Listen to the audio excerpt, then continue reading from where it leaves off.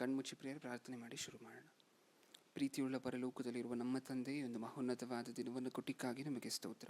ಈ ಒಂದು ಅಮೂಲ್ಯವಾದ ಸಮಯದಲ್ಲಿ ನೀವು ಅಮೂಲ್ಯವಾದ ಮಾತುಗಳನ್ನು ಆಲೋಚನೆ ಮಾಡಬೇಕಾದ್ರೆ ಹೇಳ್ತಿರುವಂತಹ ನನಗೆ ಪರಿಶುದ್ಧಾತ್ಮರ ಸಹಾಯವನ್ನು, ಹಾಗೆ ಕೇಳ್ತಿರುವಂಥ ನಿಮ್ಮ ಮಕ್ಕಳಿಗೆ ಅದನ್ನು ಅಂಗೀಕರಿಸಲಿಕ್ಕೆ ಬೇಕಾಗಿರುವಂತಹ ವಿವೇಕವನ್ನು, ಸಾತ್ವಿಕತೆಯನ್ನು ದಯಪಾಲಿಸಿ. ನನ್ನ ಪ್ರಾರ್ಥನೆಯನ್ನು ಯೇಸು ಕ್ರಿಸ್ತರ ನಾಮದಲ್ಲಿ ಸಮರ್ಪಿಸಿ ಬೇಡಿಕೊಳ್ಳುತ್ತಿದ್ದೇನೆ, ಪರಲೋಕದಲ್ಲಿರುವ ನಮ್ಮ ತಂದೆಯೇ, ಆಮೆನ್. ಇವತ್ತು ನಾವು ಆಲೋಚನೆ ಮಾಡ್ತಿರುವಂಥ ಅಂಶದ ಹೆಸರು ಕರ್ತನ ಭೋಜನದ ಸಾರಾಂಶವೇನು. ಅಂಶದ ಹೆಸರನ್ನು ಮತ್ತೊಮ್ಮೆ ಹೇಳ್ತಿದ್ದೇನೆ ಪ್ರಿಯರೇ. ಇವತ್ತು ನಾವು ಆಲೋಚನೆ ಮಾಡ್ತಿರುವಂತಹ ಅಂಶದ ಹೆಸರು ಕರ್ತನ ಭೋಜನ ಕಾರ್ಯಕ್ರಮದ ಸಾರಾಂಶವೇನು. ಈ ಅಂಶವನ್ನು ಹಾಗಾದರೆ ಏನಕ್ಕೋಸ್ಕರ ಆಲೋಚನೆ ಮಾಡ್ತಿದ್ವಿ? ಈ ಹಿಂದೆನೂ ಈ ಅಂಶವನ್ನು ಸುಮಾರು ಸರಿ ನೀವು ಕೇಳಿದ್ದೀರಾ. ಒಂದು 3 ವರ್ಷದ ಹಿಂದೆ ಒಂದು ಸರಿ ಮಾತಾಡಿ ಆಗಿದೆ. ಮತ್ತೆ ಏನಕ್ಕೋಸ್ಕರ ಇದನ್ನು ಆಲೋಚನೆ ಮಾಡ್ತಿದ್ವಿ ಅಂತ ಹೇಳಿದ್ರೆ, ನೀವು ಪ್ರತಿ ಶುಕ್ರವಾರ ಏನು ಕೇಳ್ತಿದ್ದೀರಾ ಕ್ಲಾಸಸ್ಸನ್ನು, ಈ MBTH ನಡೀತಿದೆಯಲ್ವ ಈಗ syllabus, master of Bible theology. Master of Bible theology ಕೊನೆ ವರ್ಷದಲ್ಲಿ ಕರ್ತನ ಭೋಜನದ ಸಾರಾಂಶವೇನು ಅನ್ನುವಂಥ ಪಾಠ ಮತ್ತೆ ಬರುತ್ತೆ. ನಾವು ಪ್ರತಿ ವಾರನೂ ಕ್ಲಾಸ್ಗೆ ಸಂಬಂಧಪಟ್ಟಂಥ ಅಂಶಗಳನ್ನು ಆಲೋಚನೆ ಮಾಡ್ಕೊಂಡು ಹೋಗ್ತಿರೋದ್ರಿಂದ ಇದನ್ನು ಮತ್ತೊಂದು ಸಾರಿ ಯೋಚನೆ ಮಾಡಬೇಕಾಗಿರುವಂಥ ಅನಿವಾರ್ಯತೆ ಇದೆ. ಹಾಗೆ ಒಂದು 3 ವರ್ಷದ ಹಿಂದೆ ಈ ಮೆಸೇಜನ್ನು ಬಿಟ್ಟಾಗ ನಿಮ್ಮಲ್ಲಿ ಬಹಳಷ್ಟು ಜನ ಹೊಸಬರು ಯಾರ್ಯಾರು ಜಾಯ್ನ್ ಆಗಿದ್ದಾರೆ, ಯೂಟ್ಯೂಬ್ ಸಬ್ಸ್ಕ್ರೈಬ್ ಮಾಡ್ಕೊಂಡಿದ್ದಾರೆ, ಇವ್ರು ಇರಲಿಲ್ಲ ಅಂತ ಕಾಣುತ್ತೆ.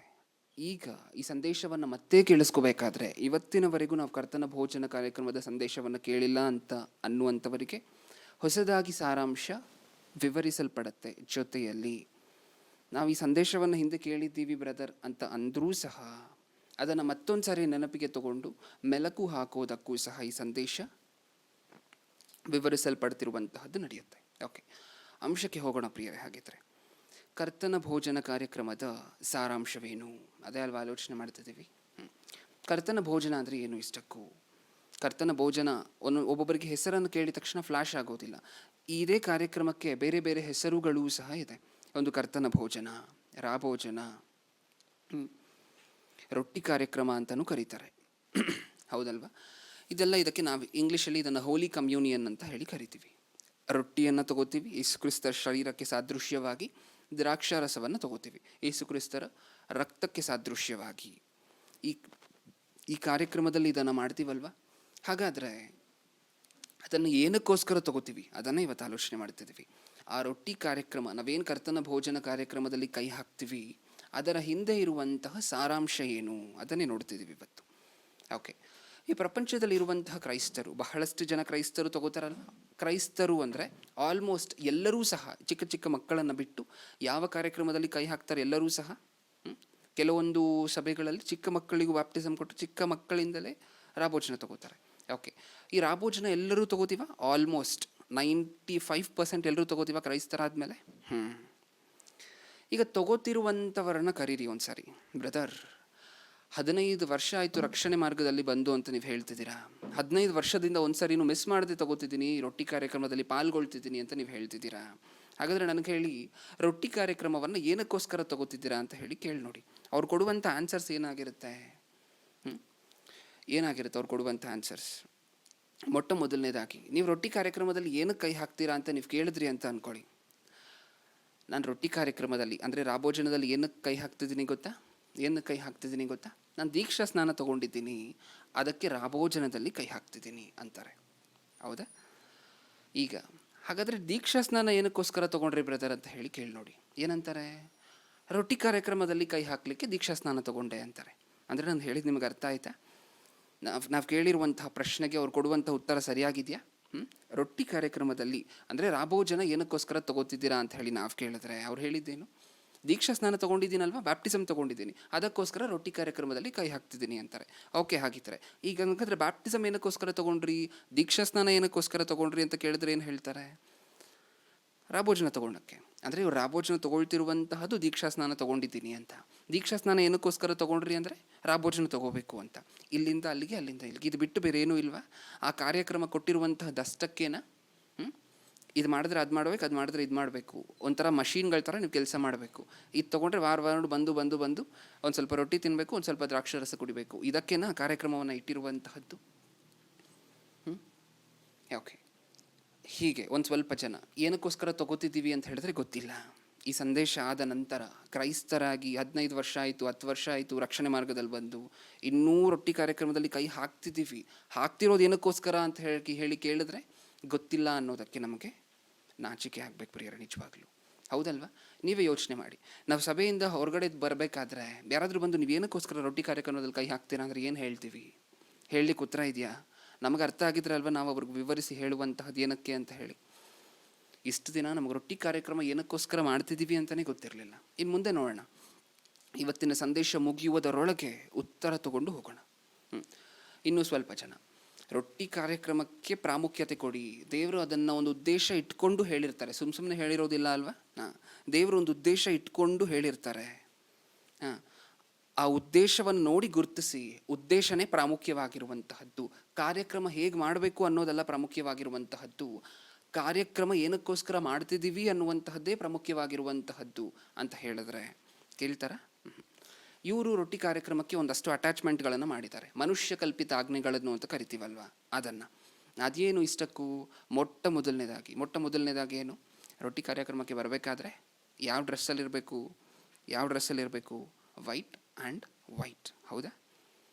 ಬಿಳಿ ವಸ್ತ್ರವನ್ನೇ ಹಾಕ್ಕೊಂಬರ್ಬೇಕು ನೀವು ರೊಟ್ಟಿ ಕಾರ್ಯಕ್ರಮಕ್ಕೆ ಬರಬೇಕಾದ್ರೆ, ರಾಭೋಜನ ತಗೋಬೇಕಾದ್ರೆ.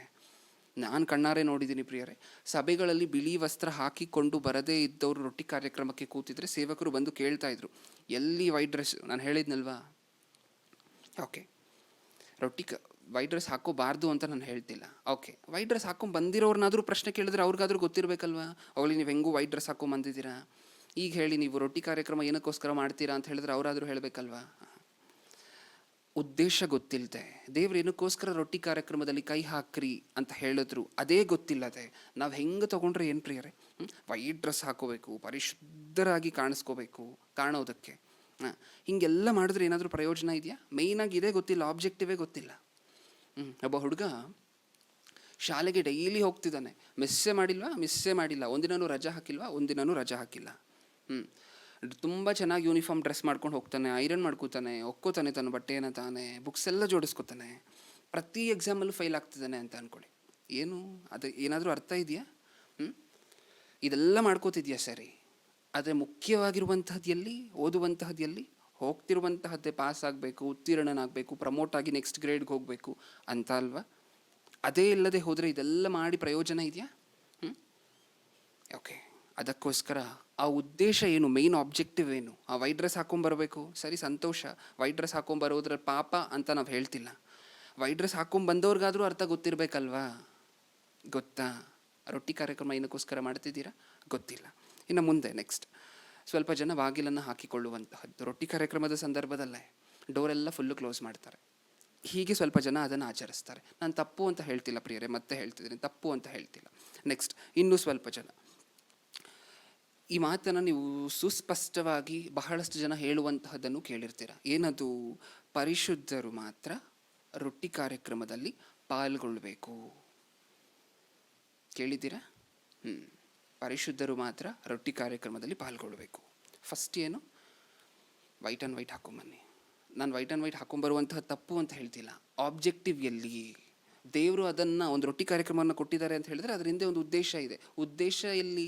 ಉದ್ದೇಶವನ್ನು ಮರೆತು ಹೋಗಿದ್ದೀವಿ, ಬರೀ ಹೊರಗಿನ ಆಚರಣೆಯನ್ನು ನೋಡ್ಕೋತಿದ್ದೀವಿ. ಹೌದಾ ಇಲ್ವಾ? ಇನ್ನೊಂದು ಸ್ವಲ್ಪ ಜನ ಪಾಪ ಮಾಡಿರುವಂಥವ್ರು ರೊಟ್ಟಿ ಕಾರ್ಯಕ್ರಮದಲ್ಲಿ ಪಾಪಿಗಳು ಇಲ್ಲಿರುವಂತೆ ಇಲ್ಲ, ಪರಿಶುದ್ಧರಾಗಬೇಕು. ಅದಕ್ಕೆ ತುಂಬ ಜನ ಹೇಳ್ತಿರ್ತಾರೆ, ಸಭೆಗೆ ಹೋದಾಗ ಎಲ್ಲರೂ ಸಹ ರೊಟ್ಟಿ ಕಾರ್ಯಕ್ರಮಕ್ಕೆ ಕೈ ಹಾಕೋದಿಲ್ಲ. ಒಂದು 90% ಜನ ರಾಭೋಜನದಲ್ಲಿ ಪಾಲ್ಗೊಳ್ತಿದ್ದಾರೆ ಅಂತ ಹೇಳಿದ್ರೆ, ಇನ್ನು 10% ಜನರಿಗೆ ನೀವು ಕೇಳಿ ಹೋಗಿ, ಈ ವಾರ ನೀವು ತಗೋತಿಲ್ಲ ಅಂತಾರೆ. ಏನಕ್ಕೋಸ್ಕರ ತಗೋತಿಲ್ಲ? ಸಿದ್ಧಪಡ್ತಿದ್ದೀನಿ ಬ್ರದರ್ ನೆಕ್ಸ್ಟ್ ವಾರಕ್ಕೆ ಅಂತಾರೆ. ಅಂದರೆ ಸಿದ್ಧಪಡುವಂತಹದ್ದು ಅಂದರೆ ಏನು ಇವ್ರ ಲೆಕ್ಕದಲ್ಲಿ? ನಮ್ಮನ್ನು ನಾನು ಪರಿಶುದ್ಧನಾಗಿ ಮಾಡ್ಕೋತಿದ್ದೀನಿ. ಅಂದರೆ ಹೋದ ವಾರ ಪಾಪ ಮಾಡಿದ್ದೀನಿ, ಈ ವಾರ ಪರಿಶುದ್ಧನಾಗಿ ಮಾಡ್ಕೊತಿದ್ದೀನಿ. ಅದೇ ಅಲ್ವಾ ಅದರ ಅರ್ಥ? ಓಕೆ. ಇನ್ನೊಂದು ಸ್ವಲ್ಪ ಜನ ನಾನು ಹೇಳಿದ್ನಲ್ವ, ಪರಿಶುದ್ಧರಾಗಿರಬೇಕು, ಆಗ ಮಾತ್ರ ಇದಕ್ಕೆ ನೀವು ಅರ್ಹರು, ಪರಿಶುದ್ಧರು ಮಾತ್ರ ಅರ್ಹರು ಅಂತ ಹೇಳುವಂತಹದ್ದನ್ನು ನಾವು ನೋಡಿದ್ದೀವಿ. ಇನ್ನೊಂದು ಸ್ವಲ್ಪ ಜನ ರೊಟ್ಟಿ ಕಾರ್ಯಕ್ರಮ ಮಾಡಬೇಕಾದ್ರೆ ಬಹಳವಾಗಿ ಸೇವಕರು, ವಿಶ್ವಾಸಿಗಳು ಎಲ್ಲರೂ ಸೇರಿ ಏನು ಮಾಡ್ತಿರ್ತಾರೆ? ಅಳುವಂತಹದ್ದನ್ನು ನೋಡ್ತೀವಿ ಅವತ್ತು. ಹೌದಾ? ಅಂದರೆ ರಾಭೋಜನ ತೊಗೋಬೇಕಾದ್ರೆ ಪ್ರತಿ ಸರಿನೂ ಏನು ಫೀಲ್ ಆಗ್ತಿದ್ದೀವಿ ಅಂತ?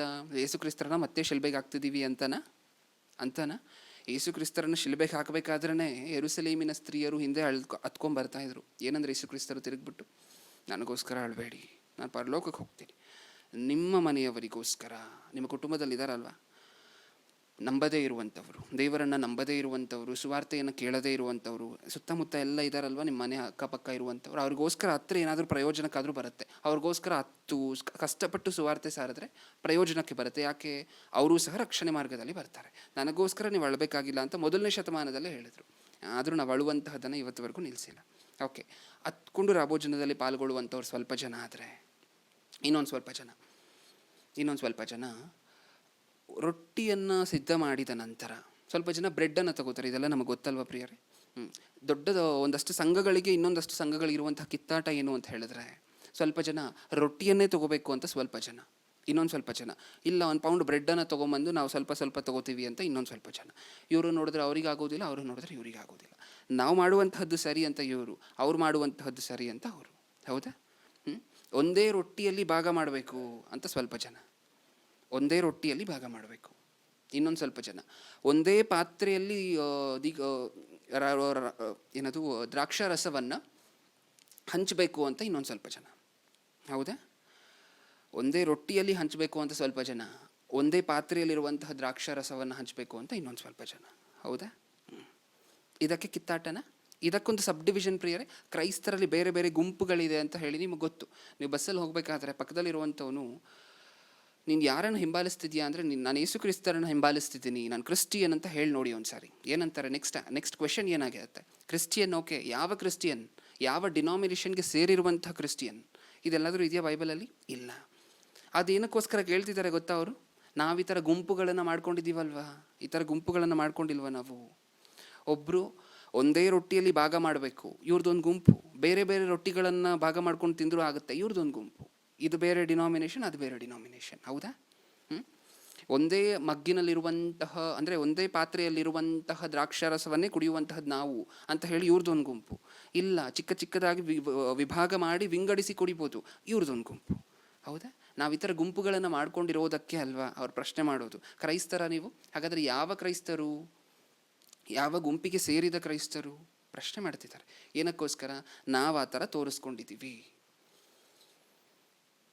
ಇದಕ್ಕೋಸ್ಕರ ಕಿತ್ತಾಟ. ಅಂದರೆ ರೊಟ್ಟಿ ಕಾರ್ಯಕ್ರಮದ ನಿಮಿತ್ತ ಎಷ್ಟು ವಿವಾದಗಳನ್ನು ಎತ್ತಿ ಹಾಕಿದ್ದೀವಿ ನಾವು. ಈ ಥರ ಒಬ್ಬರು, ಆ ಥರ ಒಬ್ಬರು. ವೈಟ್ ಡ್ರೆಸ್ ಇಲ್ಲ ಅಂತ ಹೇಳಿದ್ರೆ ಹೊರಗಡೆ ಹೋಗು ಅಂತ ಹೇಳುವಂಥವ್ರೊಬ್ಬರು, ಪರಿಶುದ್ಧರು ಮಾತ್ರ ಕೂತ್ಕೋಬೇಕು ಅಂತ ಹೇಳುವಂಥವ್ರೊಬ್ಬರು, ಒಂದೇ ರೊಟ್ಟಿಯನ್ನು ಭಾಗ ಮಾಡಬೇಕು ಅನ್ನುವಂಥವ್ರು ಸ್ವಲ್ಪ ಜನ, ಒಂದೇ ಪಾತ್ರೆಯಲ್ಲಿರುವಂತಹ ದ್ರಾಕ್ಷಾರಸವನ್ನೇ ಭಾಗ ಮಾಡ್ಕೊಂಡು ಕುಡಿಬೇಕು ಅಂತ ಇನ್ನೊಂದು ಸ್ವಲ್ಪ ಜನ. ಇನ್ನೊಂದು ವಾದನೆ ರೊಟ್ಟಿ ಕಾರ್ಯಕ್ರಮದ ನಿಮಿತ್ತ ಇರುವಂತಹದ್ದು. ಏನದು? ಯಾವಾಗ ತಗೋಬೇಕು ರೊಟ್ಟಿ ದ್ರಾಕ್ಷಾರಸವನ್ನು? ಸ್ವಲ್ಪ ಜನ ಗುಡ್ ಫ್ರೈಡೆಗೆ ತೊಗೊಂಡ್ರೆ ಚೆನ್ನಾಗಿರುತ್ತೆ. ಬೇಡ ಯೇಸು ಕ್ರಿಸ್ತರು ಎದ್ದು ಬಂದರು ಈಸ್ಟರಿಗೆ ತೊಗೊಂಡ್ರೆ ಚೆನ್ನಾಗಿರುತ್ತೆ, ವರ್ಷಕ್ಕೊಂದ್ಸರಿ ಚೆನ್ನಾಗಿರುತ್ತೆ ತೊಗೊಂಡ್ರೆ ಅಂತ ಸ್ವಲ್ಪ ಜನ. ಇನ್ನೊಂದು ಸ್ವಲ್ಪ ಜನ ವರ್ಷಕ್ಕೊಂದ್ಸರಿ ಬೇಡ, ತಿಂಗಳಿಗೊಂದ್ಸರಿ ಸೆಕೆಂಡ್ ಸಂಡೇ ತೊಗೊಳ್ಳೋಣ. ಇನ್ನೊಂದು ಸ್ವಲ್ಪ ಜನ ವಾರಕ್ಕೊಂದ್ಸರಿ ತೊಗೊಳ್ಳೋಣ.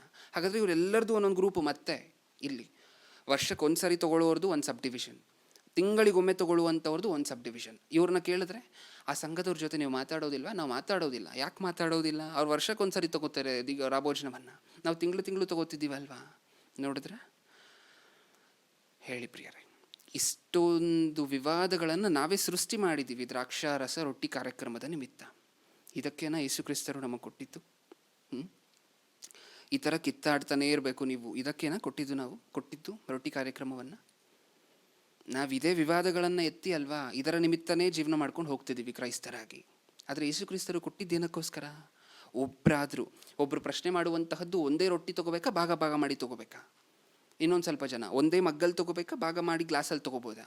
ಇದೇ ಅಲ್ವಾ ನಮ್ಮ ಪ್ರಶ್ನೆ. ಯಾವಾಗ ತೊಗೋಬೇಕು? ಸಂಡೇನಾ, ಮಂಡೇನಾ, ಟ್ಯೂಸ್ಡೇನಾ? ಇದೇ ನಮ್ಮ ಪ್ರಶ್ನೆ. ಯಾವತ್ತಾದರೂ ಮುಖ್ಯವಾಗಿರುವಂತಹ ಪ್ರಶ್ನೆ ಆಗಿರುವಂತಹ ರೊಟ್ಟಿ ಕಾರ್ಯಕ್ರಮವನ್ನು ಏನಕ್ಕೆ ತೊಗೋಬೇಕು ಅಂತ ಯಾವತ್ತಾದರೂ ಆಲೋಚನೆ ಮಾಡಿದ್ದೀವ? ಒಂದೇ ರೊಟ್ಟಿನ, ಬೇರೆ ಬೇರೆ ರೊಟ್ಟಿನ, ಒಂದೇ ಗ್ಲಾಸ, ಮಗ್ಗ, ಈ ಕಡೆನೇ ಇರುತ್ತೆ ನಮ್ಮ ಕಾನ್ಸಂಟ್ರೇಷನ್. ಯಾವತ್ತಾದರೂ ಏನಕ್ಕೆ ಕೊಟ್ಟರು ದೇವ್ರು ಇದನ್ನು? ಮೇಯ್ನ್ ಕ್ವೆಶನ್ ಅದೇ ಅಲ್ವಾ. ಏನಕ್ಕೋಸ್ಕರ ರೊಟ್ಟಿ ಕಾರ್ಯಕ್ರಮವನ್ನು ಮಾಡಲಿಕ್ಕೆ ಹೇಳಿದ್ದಾರೆ ಯೇಸು ಕ್ರಿಸ್ತರು? ಇದರ ಬಗ್ಗೆ ನಾವು ಯಾವತ್ತೂ ಆಲೋಚನೆ ಮಾಡಿರೋದಿಲ್ಲ. ಅದಕ್ಕೋಸ್ಕರ ಇವತ್ತು ನಮ್ಮ ಅಂಶದ ಹೆಸರು ರೊಟ್ಟಿ ದ್ರಾಕ್ಷಾರಸದ ಸಾರಾಂಶ. ಓಕೆ, ರೊಟ್ಟಿ ದ್ರಾಕ್ಷಾರಸವನ್ನು ಯೇಸುಕ್ರಿಸ್ತರು ಕೊಡುವಂತಹ ಸಂದರ್ಭವನ್ನು ಒಂದು ಸಾರಿ ನೋಡಿಕೊಂಡು ಮುಂದೆ ಹೋಗೋಣ. ಏನಕ್ಕೋಸ್ಕರ ಇದರಲ್ಲಿ ಕೈ ಹಾಕಬೇಕು, ಅದರ ಹಿಂದೆ ಇರುವಂತಹ ಉದ್ದೇಶ ಏನು, ದೇವರು ಅದನ್ನು ಏನಕ್ಕೋಸ್ಕರ ನಮಗೆ ಕೊಟ್ಟರು ಯೇಸುಕ್ರಿಸ್ತರ ಮೂಲಕ, ಅದನ್ನು ನೋಡ್ತಿದ್ದೀವಿ ಪ್ರಿಯರೇ. ಒಂದು ಸಾರಿ ಮತ್ತಾಯನು ಬರೆದ ಸುವಾರ್ತೆ 26ನೇ ಅಧ್ಯಾಯ 26ನೇ ವಚನವನ್ನು ಒಂದು ಸಾರಿ ಓದೋಣ. ಮತ್ತಾಯನು ಬರೆದ ಸುವಾರ್ತೆ 26ನೇ ಅಧ್ಯಾಯ 26ನೇ ವಚನ. ಅವರು ಊಟ ಮಾಡುತ್ತಿರುವಾಗ ಯೇಸು ರೊಟ್ಟಿಯನ್ನು ತೆಗೆದುಕೊಂಡು ದೇವರ ಸ್ತೋತ್ರ ಮಾಡಿ ಮುರಿದು ಶಿಷ್ಯರಿಗೆ ಕೊಟ್ಟು, ತಕ್ಕೊಳ್ಳಿರಿ, ತಿನ್ನಿರಿ, ಇದು ನನ್ನ ದೇಹ ಅಂದನು. ಆಮೇಲೆ ಪಾತ್ರೆಯನ್ನು ತೆಗೆದುಕೊಂಡು ಸ್ತೋತ್ರ ಮಾಡಿ ಅವರಿಗೆ ಕೊಟ್ಟು, ಇದರಲ್ಲಿರುವುದನ್ನು ಎಲ್ಲರೂ ಕುಡಿಯಿರಿ, ಇದು ನನ್ನ ರಕ್ತ. ಅಂದರೆ ಒಂದು ರೊಟ್ಟಿಯನ್ನು ತಗೊಂಡು ಯಾವುದ್ರ ಬಗ್ಗೆ ಮಾತಾಡ್ತಿದ್ದಾರೆ ಯೇಸು ಕ್ರಿಸ್ತರು? ರೊಟ್ಟಿ ಕಾರ್ಯಕ್ರಮ ಅಂದರೆ ಮುಂದೆ ಪೀಳಿಗೆಗಳಾದರೂ ಸಹ ನಡೆಯುವಂತಹ ಕಾರ್ಯಕ್ರಮ, ಕರ್ತನ ಭೋಜನ ಕಾರ್ಯಕ್ರಮದ ಬಗ್ಗೆ ಮಾತಾಡ್ತಿದ್ದಾರೆ. ಹೌದಾ? ಓಕೆ, ಇಲ್ಲೊಂದು ಪ್ರಶ್ನೆ ಇದೆ ಪ್ರಿಯರೇ. ನಾವು ರೊಟ್ಟಿ ಕಾರ್ಯಕ್ರಮ ಏನಕ್ಕೋಸ್ಕರ ದೇವ್ರು ಕೊಟ್ಟರು, ಯೇಸುಕ್ರಿಸ್ತರು ಏನಕ್ಕೋಸ್ಕರ ಇದನ್ನು ಮಾಡೋಕ್ಕೆ ಹೇಳಿದ್ರು ಅಂತ ಆಲೋಚನೆ ಮಾಡೋದಕ್ಕಿಂತ ಮುಂಚೆ ಒಂದು ಸ್ವಲ್ಪ ಹೊತ್ತು ಹಿಂದೆ ಹೋಗಿ ಬರೋಣ. ಸ್ವಲ್ಪ ಹೊತ್ತು ಹಿಂದೆ ಏನಕ್ಕೋಸ್ಕರ ಹಿಂದೆ ಹೋಗಬೇಕು? ಆಲೋಚನೆ ಮಾಡ್ತಿರುವಂತಹದ್ದು ರೊಟ್ಟಿ ಕಾರ್ಯಕ್ರಮದ ಬಗ್ಗೆ ತಾನೇ. ಇದಕ್ಕಿಂತ ಹಿಂದೆ ಅಂದರೆ ಯೇಸುಕ್ರಿಸ್ತರು ಇದ್ದಂತಹ ಕಾಲಕ್ಕಿಂತ ಹಿಂದೆ ಹೋಗೋದಕ್ಕೆ ಅವಶ್ಯಕತೆ ಇದೆ. ಯಾಕೆ? ಯೇಸುಕ್ರಿಸ್ತರು ಒಂದು ರೊಟ್ಟಿಯನ್ನು ತೆಗೆದುಕೊಂಡು ಇದು ನನ್ನ ದೇಹ ಅಂತಿದ್ದಾರೆ, ದ್ರಾಕ್ಷಾರಸವನ್ನು ತಗೊಂಡು ನನ್ನ ರಕ್ತ ಅಂತ ಹೇಳಿ ರೊಟ್ಟಿ ಕಾರ್ಯಕ್ರಮವನ್ನು ಶುರು ಮಾಡ್ತಿದ್ದಾರೆ. ಹೌದಾ? ಶುರು ಮಾಡ್ತಿದ್ದಾರೆ. ಈಗ ಯಾವತ್ತು ಶುರು ಮಾಡಿದ್ರು? ಅದು ನೆಕ್ಸ್ಟ್ ಕ್ವೆಶನ್. ಶಿಷ್ಯರಿಗೆ ಯೇಸುಕ್ರಿಸ್ತರು ಹೇಳಬೇಕಾದ್ರೆ ಯಾವತ್ತಿ ಕಾರ್ಯಕ್ರಮವನ್ನು ಶುರು ಮಾಡ್ತಿದ್ದಾರೆ? ಶಿಷ್ಯರ ಮುಂದೆ ಯೇಸುಕ್ರಿಸ್ತರು ನಿಂತು ಯಾವತ್ತು ಈ ಕರ್ತನ ಭೋಜನ, ಭೋಜನ ಕಾರ್ಯಕ್ರಮವನ್ನು ಶುರು ಮಾಡ್ತಿದ್ದಾರೆ? ಇದೇ 26ನೇ ಅಧ್ಯಾಯ 17ನೇ ವಚನವನ್ನು ಒಂದ್ಸರಿ ಓದೋಣ. 26:17. ಹುಳಿ ಇಲ್ಲದ ರೊಟ್ಟಿಯ ಹಬ್ಬದ ಮೊದಲನೆಯ ದಿವಸದಲ್ಲಿ ಶಿಷ್ಯರು ಯೇಸುವಿನ ಬಳಿಗೆ ಬಂದು, ಯಾವ ಹಬ್ಬ ನಡೀತಿದೆ? ಯಾವ ಹಬ್ಬ? ಹುಳಿ ಇಲ್ಲದ ರೊಟ್ಟಿಯ ಹಬ್ಬದ. ಯಾವ ಹಬ್ಬ? ಹುಳಿ ಇಲ್ಲದ ರೊಟ್ಟಿಯ ಹಬ್ಬ. ಅಂದರೆ ಯಾವ ಹಬ್ಬ? ಕೆಳಗಡೆ ಇದೆ, ಪಸ್ಕದ ಊಟ ಮಾಡುವುದಕ್ಕೆ ನಾವು ನಿನಗೆ ಎಲ್ಲಿ ಸಿದ್ಧ ಮಾಡಬೇಕೆನ್ನುತ್ತೀ ಎಂದು ಕೇಳಲು ಯಾವ ಹಬ್ಬ ನಡೀತಿದೆ? ಹುಳಿ ಇಲ್ಲದ ರೊಟ್ಟಿಯ ಹಬ್ಬ, ಅಂದರೆ ಪಸ್ಕ ಹಬ್ಬ ಅಂತಲೂ ಕರಿಬೋದು. ಓಕೆ, ಆ ಹಬ್ಬದ ಸಂದರ್ಭದಲ್ಲಿ ಯೇಸುಕ್ರಿಸ್ತರು ಏನು ಮಾಡ್ತಿದ್ದಾರೆ? ಆ ಹಬ್ಬದ ದಿನಗಳಾದ ಒಂದು ದಿನದಲ್ಲಿ ಯೇಸುಕ್ರಿಸ್ತರು ಏನು ಮಾಡ್ತಿದ್ದಾರೆ? ಒಂದು ರೊಟ್ಟಿಯನ್ನು ತೆಗೆದುಕೊಂಡು ಅಲ್ಲಿ ಶುರು ಮಾಡ್ತಿದ್ದಾರೆ ಕರ್ತನ ಭೋಜನ ಕಾರ್ಯಕ್ರಮವನ್ನು. ಎಲ್ಲಿ ಶುರು ಮಾಡಿದ್ರು? ಯಾವ ದಿನದಲ್ಲಿ ಶುರು ಮಾಡಿದ್ರು? ಪಸ್ಕ ಹಬ್ಬದ ಸಂದರ್ಭದಲ್ಲಿ. ಮತ್ತೆ ಯಾವ ದಿನ ಶುರು ಮಾಡಿದ್ರು ಯೇಸುಕ್ರಿಸ್ತರು ಕರ್ತನ ಭೋಜನ ಕಾರ್ಯಕ್ರಮವನ್ನು? ಪಸ್ಕ ಹಬ್ಬದ ದಿನ. ಪಸ್ಕ ಹಬ್ಬ ತುಂಬ ದಿನ ನಡೆಯುತ್ತಲ್ವ, ಅದರಲ್ಲಿ ಒಂದು ದಿನ ಯೇಸುಕ್ರಿಸ್ತರು ರೊಟ್ಟಿಯನ್ನು ತೆಗೆದುಕೊಂಡು ಶುರು ಮಾಡ್ತಿದ್ದಾರೆ. ಅಲ್ಲಿಂದ ಶುರು ಆಯಿತು ಏನು? ಹೋಲಿ ಕಮ್ಯೂನಿಯನ್, ಕರ್ತನ ಭೋಜನ ಕಾರ್ಯಕ್ರಮ. ಎಲ್ಲಿ ಶುರು ಆಯಿತು? ಮೊದಲನೇ ಶತಮಾನದಲ್ಲಿ ಯೇಸುಕ್ರಿಸ್ತರು ಇದ್ದಂತಹ ಕಾಲದಲ್ಲಿ ಯಾವ ದಿನಗಳಲ್ಲಿ ಶುರು ಮಾಡಿದ್ರು? ಹುಳಿ ಇಲ್ಲದ ರೊಟ್ಟಿಯ ಹಬ್ಬಗಳ ದಿನಗಳಲ್ಲಿ ಶುರು ಮಾಡಿದ್ರು. ಓಕೆ, ಈಗ ನನ್ನ ನೆಕ್ಸ್ಟ್ ಕ್ವೆಶನ್, ಅವತ್ತೇ ಏನಕ್ಕೆ ಶುರು ಮಾಡಬೇಕಿತ್ತು? ಆವಾಗಲೇ ಏನಕ್ಕೆ ಶುರು ಮಾಡಬೇಕಿತ್ತು? ಪಸ್ಕ ಹಬ್ಬದ ದಿನನೇ ಶುರು ಮಾಡುವಂಥ ಅವಶ್ಯಕತೆ ಏನಿತ್ತು? ಬೇರೆ ಯಾವತ್ತಾದರೂ ಮಾಡ್ಬೋದಿತ್ತಲ್ವಾ? ಶಿಷ್ಯಂದಿರು ಯೇಸುಕ್ರಿಸ್ತರ ಸಂಗಡ ಸೇರಿ ತುಂಬ ದಿನಗಳು ಬೆಟ್ಟದ ಮೇಲೆ ಅಲ್ಲಿ ಇಲ್ಲಿ ಎಲ್ಲ ಕಡೆ ಇದರ ಪ್ರಯಾಣ ಮಾಡ್ತಾ ಸುವಾರ್ತೆಗೋಸ್ಕರ ಅವತ್ತೇ ಏನಕ್ಕೆ ಶುರು ಮಾಡಬೇಕಿತ್ತು? ಪಸ್ಕ ಹಬ್ಬದ ದಿನ, ಹುಳಿ ಇಲ್ಲದ ರೊಟ್ಟಿಯ ಹಬ್ಬದ ದಿನನೇ ಏನಕ್ಕೋಸ್ಕರ ಶುರು ಮಾಡಬೇಕಿತ್ತು? ಹೌದಾ? ಹಾಗಾದರೆ ಇಲ್ಲೊಂದು ಕನೆಕ್ಷನ್ ಸಿಕ್ತು ನಮಗೆ. ರೊಟ್ಟಿ ಕಾರ್ಯಕ್ರಮವನ್ನು ಹುಳಿ ಇಲ್ಲದ ರೊಟ್ಟಿಯ ಹಬ್ಬದಲ್ಲಿ ಶುರು ಮಾಡ್ತಿದ್ದಾರೆ ಯೇಸುಕ್ರಿಸ್ತರು. ಅಂದರೆ ರೊಟ್ಟಿ ಕಾರ್ಯಕ್ರಮ ನಮ್ಗೆ ಅರ್ಥ ಆಗಬೇಕಾದ್ರೆ ಏನು ಅರ್ಥ ಆಗಿರಬೇಕು? ಹುಳಿ ಇಲ್ಲದ ರೊಟ್ಟಿಯ ಹಬ್ಬ ಅರ್ಥ ಆಗಿರಬೇಕು. ಆಗ ರೊಟ್ಟಿ ಕಾರ್ಯಕ್ರಮದ ಬಗ್ಗೆ ನಮ್ಗೆ ಅರ್ಥ ಆಗುತ್ತೆ. ಹೌದಾ? ಈಗ ಸ್ವಲ್ಪ ಹೊತ್ತು, ಒಂದು 10 ನಿಮಿಷ ಹಳೆಯ ಒಡಂಬಡಿಕೆಗೆ ಹೋಗಿ ಈ ಪಸ್ಕ ಹಬ್ಬ ಅದರ ಬಗ್ಗೆ ಆಲೋಚನೆ ಮಾಡ್ಕೊಂಡು ಬರೋಣ. ಯಾಕೆಂದರೆ ಅವತ್ತೇ ಅಲ್ವಾ ರೊಟ್ಟಿ ಕಾರ್ಯಕ್ರಮವನ್ನು ಯೇಸುಕ್ರಿಸ್ತರು ಶುರು ಮಾಡಿದ್ದು. ಅದಕ್ಕೆ ಒಂದು ಸಾರಿ ಹೋಗಿ ಬರೋಣ ಪ್ರಿಯವೇ. ಪಸ್ಕ ಹಬ್ಬಕ್ಕೆ ಎಲ್ಲಿರುತ್ತೆ ಈ ಸಂದರ್ಭ? ವಿಮೋಚನ ಕಾಂಡ 12ನೇ ಅಧ್ಯಾಯ 1ನೇ ವಚನದಿಂದ. ವಿಮೋಚನ ಕಾಂಡ 12ನೇ ಅಧ್ಯಾಯ 1ನೇ ವಚನದಿಂದ 3ನೇ ವಚನದಿಂದ ಓದೋಣ. 12:3. ಇದರ ವಿಷಯದಲ್ಲಿ ನೀವು ಇಸ್ರಾಯೇಲ್ಯರ ಸಮೂಹಕ್ಕೆಲ್ಲ ಅಪ್ಪಣೆ ಮಾಡಬೇಕಾದದ್ದೇನೆಂದರೆ, ಈ ತಿಂಗಳಿನ 10ನೆಯ ದಿನದಲ್ಲಿ ನಿಮ್ಮ ಗೋತ್ರಗಳ ಪ್ರತಿಯೊಂದು ಮನೆಯವರು ಒಂದೊಂದು ಕುರಿಮರಿಯನ್ನಾಗಲಿ ಆಡುಮರಿಯನ್ನಾಗಲಿ ತೆಗೆದುಕೊಳ್ಳಬೇಕು. ಕುಟುಂಬವು ಚಿಕ್ಕದಾಗಿದ್ದು ಪೂರಾ ಒಂದು ಮರಿಯನ್ನು ತಿನ್ನುವುದಕ್ಕೆ ಆಗದೆ ಹೋಗದ ಪಕ್ಷಕ್ಕೆ ನೆರೆಮನೆಯ ಕುಟುಂಬದೊಂದಿಗೆ ಸೇರಿ ಒಬ್ಬೊಬ್ಬನು ಇಷ್ಟಿಷ್ಟು ತಿನ್ನುವನೆಂದು ಗೊತ್ತು ಮಾಡಿಕೊಂಡು ಜನಗಳ ಸಂಖ್ಯಾನುಸಾರ ಮರಿಗಳನ್ನು ತೆಗೆದುಕೊಳ್ಳಲಿ. ಆ ಮರಿಯು ಪೂರ್ಣಾಂಗವಾದ 1 ವರುಷದ ಗಂಡಾಗಿರಬೇಕು. ಕುರಿಗಳಿಂದಾಗಲಿ ಆಡುಗಳಿಂದಾಗಲಿ ಅದನ್ನು ತೆಗೆದುಕೊಳ್ಳಬಹುದು. ಇಲ್ಲಿಂದ ಗಮನ ಕೊಟ್ಟು ಕೇಳಿಸ್ಕೊಳ್ಳಿ. ಈಗ ದೇವರು ಶುರು ಮಾಡ್ತಿದ್ದಾರೆ. ಸ್ವಲ್ಪ ಹೊತ್ತು ರೊಟ್ಟಿ ಕಾರ್ಯಕ್ರಮವನ್ನು ಸ್ವಲ್ಪ ಹೊತ್ತು ಮರೆತು ಹೋಗಿ, ಮತ್ತೆ ಬರೋಣ. ಒಂದು 10 ನಿಮಿಷ ಆದ ನಂತರ ಅದರ ಸಂಗತಿಗೆ ಬರೋಣ. ಅದಕ್ಕಿಂತ ಮುಂಚೆ ಏನು ಆಲೋಚನೆ ಮಾಡ್ತಿದ್ದೀವಿ? ಪಸ್ಕ ಹಬ್ಬದ ಬಗ್ಗೆ ಆಲೋಚನೆ ಮಾಡ್ತಿದ್ದೀವಿ. ಈಗ ಪಸ್ಕ ಹಬ್ಬವನ್ನು ನೋಡಿದ್ರೆ ನಮಗೇನು ಗೊತ್ತಾಗುತ್ತೆ? ರೊಟ್ಟಿ ಕಾರ್ಯಕ್ರಮವನ್ನು ಅದೇ ದಿನ ಯೇಸು ಕ್ರಿಸ್ತರು ಏನಕ್ಕೋಸ್ಕರ ಶುರು ಮಾಡಿದ್ರು ಅಂತ ಅರ್ಥ ಆಗುತ್ತೆ. ಓಕೆ, ಸ್ವಲ್ಪ ಹೊತ್ತು ರೊಟ್ಟಿ ಕಾರ್ಯಕ್ರಮದ ಬಗ್ಗೆ ಸ್ವಲ್ಪ ಹೊತ್ತು ಮರೀರಿ, ಮತ್ತೆ 10 ನಿಮಿಷ ಆದ ನಂತರ ಮತ್ತೆ ಸಬ್ಜೆಕ್ಟ್ಗೆ ಹೋಗೋಣ. ಪಸ್ಕ ಹಬ್ಬದ ಬಗ್ಗೆ ಒಂದು 10 ನಿಮಿಷ ಆಲೋಚನೆ ಮಾಡಿ ನೋಡೋಣ. ಏನಕ್ಕೋಸ್ಕರ ಈ ಇನ್ ಬಿಟ್ವೀನ್ ಈ ಗ್ಯಾಪಲ್ಲಿ 10 ನಿಮಿಷ ಏನಕ್ಕೋಸ್ಕರ ಪಸ್ಕ ಹಬ್ಬದ ಬಗ್ಗೆ ಆಲೋಚನೆ ಮಾಡ್ತಿದ್ದೀವಿ ಅಂತ ಮುಂದೆ ಗೊತ್ತಾಗುತ್ತೆ. ಓಕೆ, ಈಗ ದೇವರೇ ಒಂದು ಹಬ್ಬವನ್ನು ಶುರು ಮಾಡ್ತಿದ್ದಾರೆ ಇಸ್ರಾಯೇಲಿಯರಿಗೆ. ಹೌದಾ? ಹಬ್ಬನೇನಾಯಿತು? ಹಬ್ಬನೇ. ದೇವರೇ ಹಬ್ಬವನ್ನು ಶುರು ಮಾಡ್ತಿದ್ದಾರೆ ಅಂತ ಹೇಳಿ ತಕ್ಷಣ ಹೆಂಗಿರುತ್ತೆ ಪ್ರಿಯರೇ ಫೀಲಿಂಗು? ಹಬ್ಬ ಅಂದಿದ ತಕ್ಷಣ ನಮ್ಮ ಮನೆಯಲ್ಲಿ ಏನಿರುತ್ತೆ? ಎಲ್ಲರ ಮನೆಯಲ್ಲೂ ಹಬ್ಬ ನೀವು ಆಚರಿಸ್ತಿದ್ದೀರಾ ಅಂತ ಹೇಳಿದ್ರೆ, ಕ್ರೈಸ್ತರು ಮುಖ್ಯವಾಗಿ ಕ್ರಿಸ್ಮಸ್ ಅಂದಿದ ತಕ್ಷಣ ಹೇಗೆ ಆಚರಿಸ್ತಾರೆ? ಸ್ವೀಟ್ಸ್ಗಳ, ಹೊಸ ಬಟ್ಟೆನ. ಓಕೆ, ನಾವು ಹಬ್ಬ ಮಾಡಬೇಕಾದ್ರೆ ಒಂದು 10 ಥರ ಸ್ವೀಟ್ ತಯಾರಿಸ್ತೀವಿ ಅಂತ ಹೇಳಿದ್ರೆ ಮನೆಗಳಲ್ಲಿ. ಇನ್ನು ದೇವರೇ ಹೇಳ್ತಿದ್ದಾರೆ ಹಬ್ಬ ಮಾಡಿ ಬರ್ಕೊಳ್ಳಿ. ಆ ಹಬ್ಬದ ಹೆಸರೇನು? ಹಬ್ಬದ ಹೆಸರೇನು? ಹುಳಿ ಇಲ್ಲದ ರೊಟ್ಟಿಯ ಹಬ್ಬ, ಪಸ್ಕ ಹಬ್ಬ. ಓಕೆ, ಈ ಹಬ್ಬವನ್ನು ಹೆಂಗೆ ಮಾಡಬೇಕು ಗೊತ್ತಾ ಅಂತ ಶುರು ಮಾಡ್ತಿದ್ದಾರೆ ದೇವರು. ನಾವು ಹಬ್ಬ ಮಾಡಿಕೊಂಡ್ರೆ ಇಷ್ಟೊಂದು ಥರ ಸ್ವೀಟ್ ಮಾಡ್ತೀವಿ ಅಂದರೆ ಏನೋ ದೇವರೇ ಹಬ್ಬ ಮಾಡ್ಲಿಕ್ಕೆ ಹೇಳ್ತಿದ್ದಾರೆ. ಎಷ್ಟು ಥರ ಅಡುಗೆಗಳನ್ನು ಹೇಳ್ತಾರೋ ದೇವರು. ಹೌದಾ ಇಲ್ವಾ? ಸುಮಾರು ಒಂದು ದೊಡ್ಡ ರುಚಿಕರವಾಗಿರುವಂಥ ಪದಾರ್ಥಗಳ ಲಿಸ್ಟ್ ಹೇಳ್ತಾರೆ. ಇದನ್ನೆಲ್ಲ ಮಾಡಿ ನೀವು ತಿನ್ಬೋದು ಅಂತಾರೆ. ಖುಷಿ, ಸಂತೋಷ. ಹೌದಾ ಇಲ್ವಾ? ನಾವು ಹಬ್ಬ ಮಾಡಿದ್ರೇ ಈ ಥರ ಎಲ್ಲ ಅಡುಗೆ ಮಾಡ್ಕೊಂಡು ತಿಂತೀವಿ ಅಂದರೆ ದೇವರೇ ಹಬ್ಬ ಮಾಡ್ಲಿಕ್ಕೆ ಹೇಳಿದ್ರೆ ಇನ್ನೆಷ್ಟು ರುಚಿ ಪದಾರ್ಥವನ್ನು ಮಾಡಿ ಅನ್ಬೋದು. ಅದನ್ನೆಲ್ಲ ನಾವು ಸಂತೋಷವಾಗಿ ತಿನ್ಬೋದಲ್ವಾ? ಅದೇ ಅಲ್ವಾ ಫೀಲಿಂಗು? ಹಬ್ಬ ಆಚರಿಸೋಕೆ ದೇವ್ರು ಹೇಳ್ತಿದ್ದಾರೆ ಅಂದ ತಕ್ಷಣ ನಮಗಿರುವಂತಹ ಫೀಲಿಂಗ್ ಅದೇ ಅಲ್ವಾ? ಇನ್ನೇನೇನು ಹೇಳ್ತಾರೋ ದೇವರು ತುಂಬ ಚೆನ್ನಾಗಿರುತ್ತೆ. ದೇವರೇ ಮೆನು ಕೊಡ್ತಿದ್ದಾರೆ, ಅಡುಗೆಗಳು ಸೂಪರಾಗಿರುತ್ತೆ ಅಂತ ಇದೆ ಅಲ್ವಾ ನಮಗೆ ಫೀಲಿಂಗ್ ಬರುವಂತಹದ್ದು ಹಬ್ಬ ಅಂದಿದ ತಕ್ಷಣ. ಆದರೆ ದೇವರು ಪೆನ್ನು ಪೇಪರ್ ತೊಗೊಂಡು ಬರ್ಕೊಳ್ಳಿ, ಹಬ್ಬ ಅಂದರೆ ಹೇಗೆ ಮಾಡಬೇಕು, ಹುಳಿ ಇಲ್ಲದ ರೊಟ್ಟಿಯ ಹಬ್ಬ ಅಂದರೆ ಪಸ್ಕ ಹಬ್ಬ, ಅದನ್ನು ಹೇಗೆ ಆಚರಿಸ್ಬೇಕು ಅಂತ ನಾನು ಹೇಳ್ತೀನಿ, ಬರ್ಕೊಳ್ಳಿ ಅಂತ ದೇವರು ಹೇಳ್ತಿದ್ದಾರೆ. ಹೇಗೆ ಆಚರಿಸ್ಬೇಕಂತೆ? 5ನೇ ವಚನದಿಂದ ಮತ್ತೆ ಓದ್ತಿದ್ದೀನಿ. ಆ ಮರಿಯು ಪೂರ್ಣಾಂಗವಾದ 1 ವರ್ಷದ ಗಂಡಾಗಿರಬೇಕು. ಕುರಿಗಳಿಂದಾಗಲಿ ಆಡುಗಳಿಂದಾಗಲಿ ಅದನ್ನು ತೆಗೆದುಕೊಳ್ಳಬಹುದು. ಈ ತಿಂಗಳಿನ 14ನೆಯ ದಿನದವರೆಗೆ ಅವುಗಳನ್ನು ಇಟ್ಟುಕೊಂಡಿದ್ದು, ಆ ದಿನದ ಸಂಜೆ ವೇಳೆಯಲ್ಲಿ ಇಸ್ರಾಯೇಲ್ಯರ ಸಮೂಹದವರೆಲ್ಲರೂ ತಮ್ಮ ತಮ್ಮ ಕೂಟಗಳಲ್ಲಿ ಕುಯ್ಯಬೇಕು. ಅವರು ಅವುಗಳ ರಕ್ತದಲ್ಲಿ ಸ್ವಲ್ಪ ತೆಗೆದು ತಾವು ಆ ಭೋಜನವನ್ನು ಮಾಡುವ ಮನೆ ಬಾಗಿಲಿನ 2 ನಿಲುವು ಕಂಬಗಳಿಗೂ ಮೇಲಿನ ಪಟ್ಟಿಗೂ ಹಚ್ಚಬೇಕು. ಆ ರಾತ್ರಿಯಲ್ಲಿಯೇ ಆ ಮಾಂಸವನ್ನು ಭೋಜನ ಮಾಡಬೇಕು. ಈಗ ದೇವ್ರು ಹೇಳ್ತಿದ್ದಾರೆ, ನಂಬರ್ 1 ಹೇಗೆ ಆಚರಣೆ ಮಾಡಬೇಕಂತೆ ಹಬ್ಬವನ್ನು. ನೀವು ಮಾಡ್ತಿರಲ್ವ ಅಡುಗೆ, ಅವತ್ತು ಮಾಡಿದಂತಹ ಅಡುಗೆ, ಅವತ್ತು ಕುಯ್ದಂತಹ ಮಾಂಸ ಯಾವಾಗ ಒಳಗಡೆ ತಿನ್ಬೇಕಂತೆ? ಅದನ್ನು ಯಾವಾಗ ಒಳಗಡೆ ತಿನ್ನಬೇಕು? ಆ ರಾತ್ರಿಯಲ್ಲಿಯೇ ಆ ಮಾಂಸವನ್ನು ಭೋಜನ ಮಾಡಬೇಕು. ಅವತ್ತು ರಾತ್ರಿನೇ ತಿಂದು ಮುಗಿಸ್ಬೇಕು. ತುಂಬ ಜನರಿಗೆ ಒಂದೊಂದು ಹ್ಯಾಬಿಟ್ ಇರುತ್ತೆ. ಏನು ಹ್ಯಾಬಿಟ್ಟು? ಮನೇಲಿ ನಾನ್ ವೆಜ್ ಮಾಡಿದ್ರೆ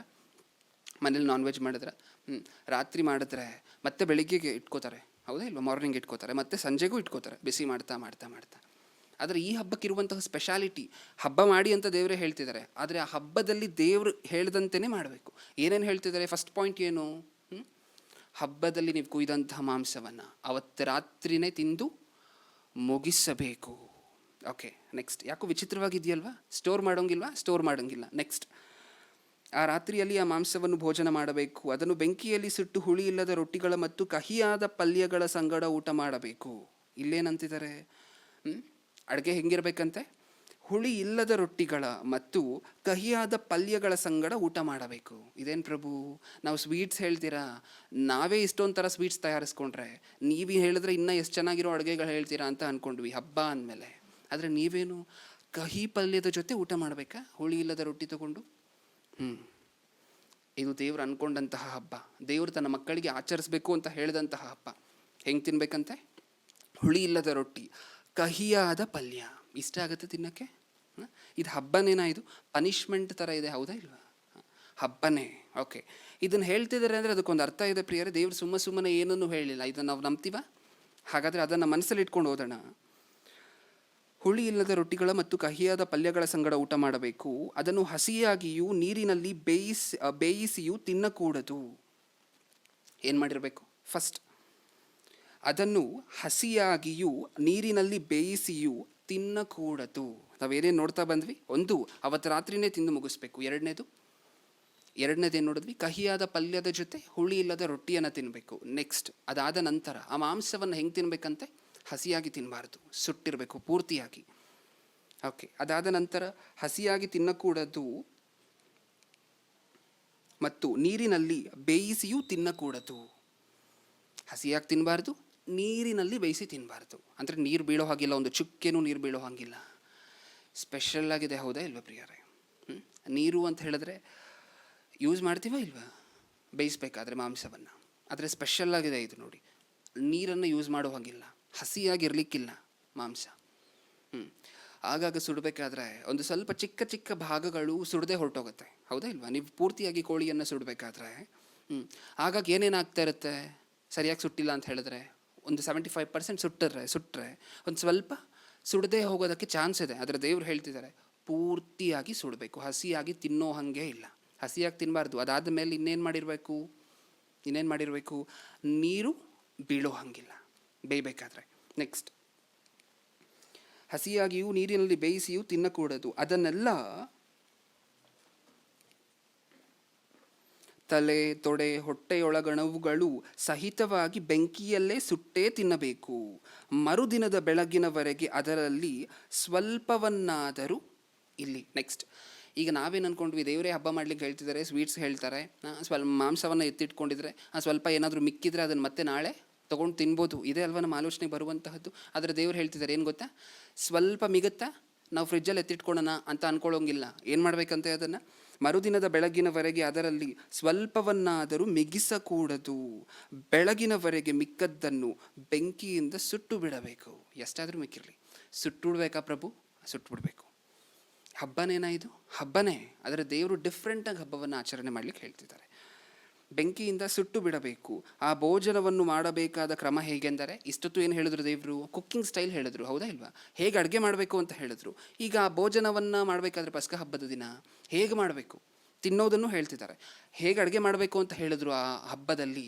ಈಗ ಆ ಹಬ್ಬದಲ್ಲಿ ಊಟ ಹೇಗೆ ಮಾಡಬೇಕು ಅಂತಲೂ ಹೇಳ್ತಿದ್ದಾರೆ. ಹೇಗೆ ಮಾಡಬೇಕಂತೆ, ಆ ಭೋಜನವನ್ನು ಮಾಡಬೇಕಾದ ಕ್ರಮ ಹೇಗೆಂದರೆ, ನೀವು ನಡುವನ್ನು ಕಟ್ಟಿ ಕೆರವನ್ನು ಮೆಟ್ಟಿಕೊಂಡು ಕೋಲು ಹಿಡಿದು ತ್ವರೆಯಾಗಿ ಮಾಡಬೇಕು.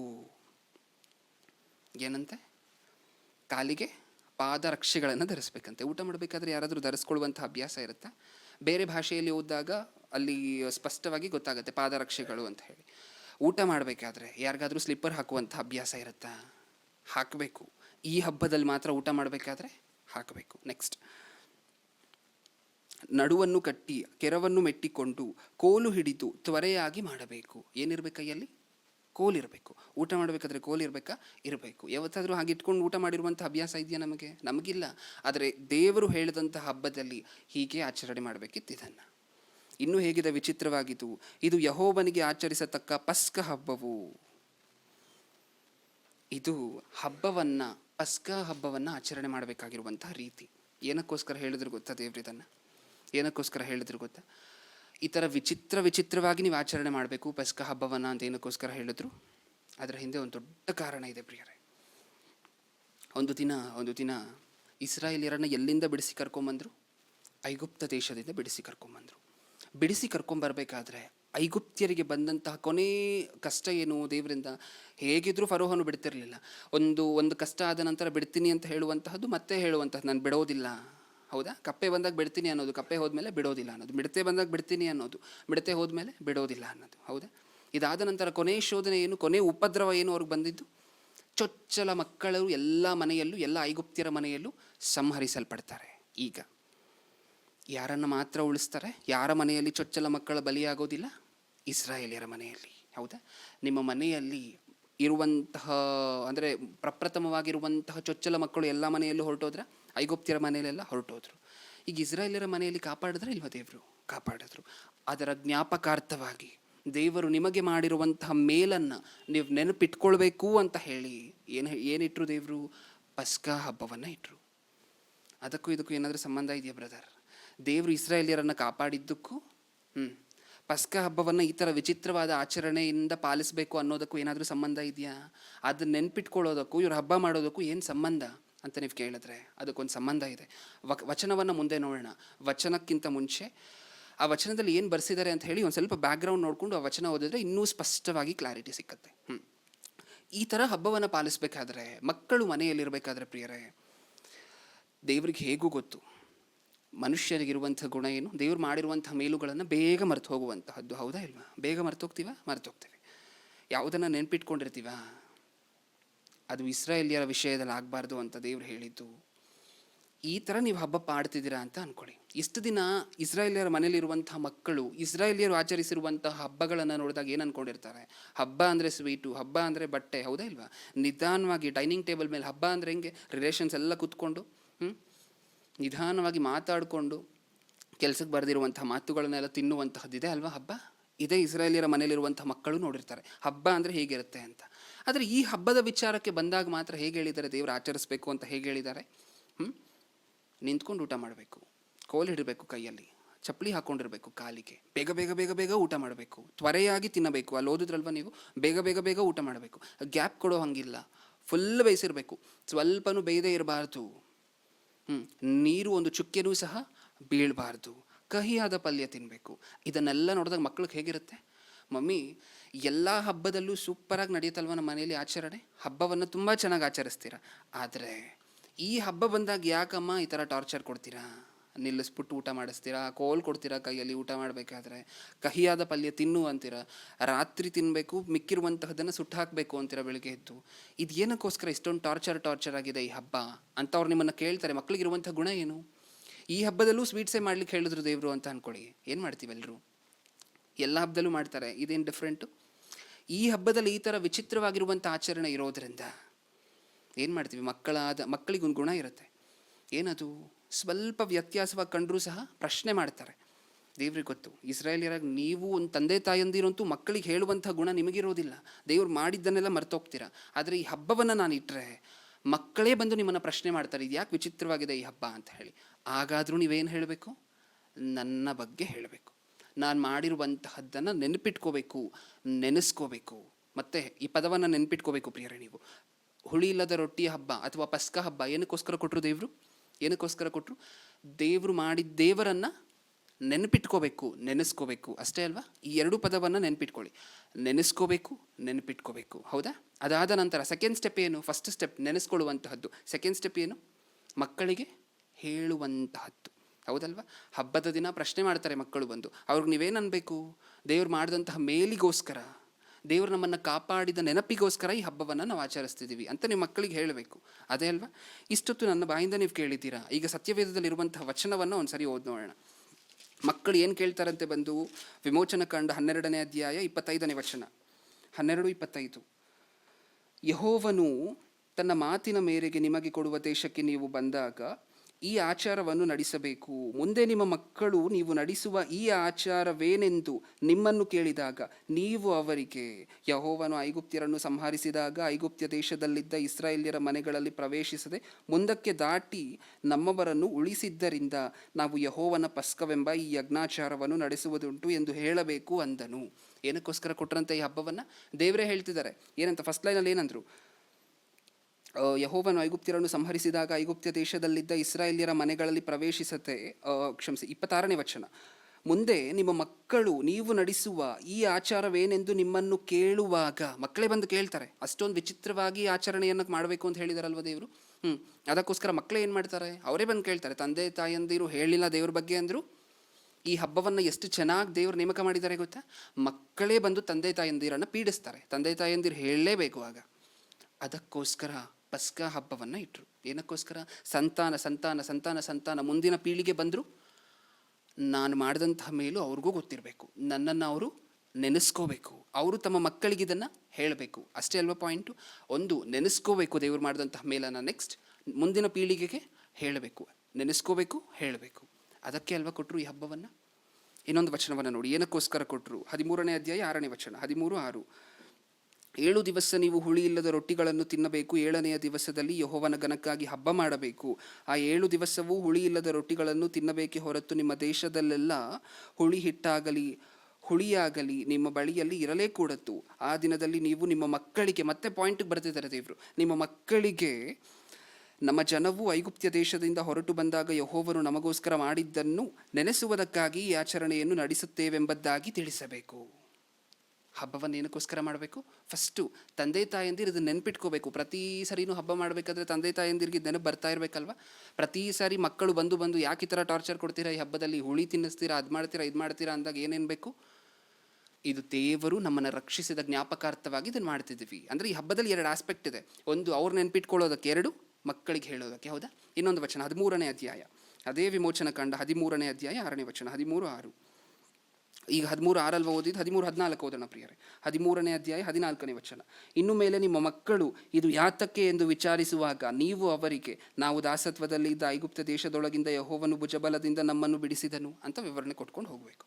ಮತ್ತೆ ಬಂದು ಪ್ರಶ್ನೆ ಮಾಡ್ತಾರೆ ಮಕ್ಕಳು, ಅದಕ್ಕೆ ಅಲ್ವಾ ಈ ಹಬ್ಬ ಇಟ್ಟಿದ್ದು ದೇವರು? ಓಕೆ. ಯೇಸು ಕ್ರಿಸ್ತರು ರೊಟ್ಟಿ ಕಾರ್ಯಕ್ರಮವನ್ನು ಯಾವತ್ತೂ ಶುರು ಮಾಡಿದ್ರು?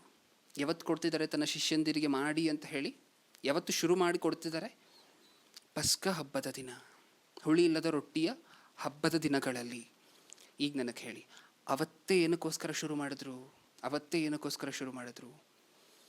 ಪಸ್ಕ ಹಬ್ಬದ ಬಗ್ಗೆ ಸ್ವಲ್ಪ ತಿಳ್ಕೋಬೇಕು ಅಂತ ನಾನು ಹೇಳಿದೆ. ಇವಾಗ ಸ್ವಲ್ಪ ತಿಳ್ಕೊಂಡಿದ್ದೀವಿ. ಏನರ್ಥ ಆಯಿತು? ಹುಳಿ ಇಲ್ಲದ ರೊಟ್ಟಿಗಳ ಹಬ್ಬ, ಪಸ್ಕ ಹಬ್ಬ ಅಂದ ತಕ್ಷಣ ಏನರ್ಥ ಆಯಿತು ನಮಗೆ? ಏನಕ್ಕೋಸ್ಕರ ಕೊಟ್ಟರು? ನೆನ್ಪಿಟ್ಕೋಬೇಕು, ಹೇಳಬೇಕು. ಹೌದಾ? ನಾವು ನೆನೆಸ್ಕೋಬೇಕು. ಆ ಹಬ್ಬ ಬಂದಾಗ ಪ್ರತಿ ಸರಿನೂ ಏನಾಗುತ್ತೆ? ಅದು ನೆನಪು ಬರುತ್ತೆ. ಇವರು ನಮಗೆ ಮಾಡಿರುವಂಥ ಮೇಲು, ಇಸ್ರಾಯೇಲ್ಯರಿಗೆ ಮಾಡಿರುವಂಥ ಮೇಲು ಅವ್ರಿಗೆ ನೆನಪು ಬರಬೇಕು.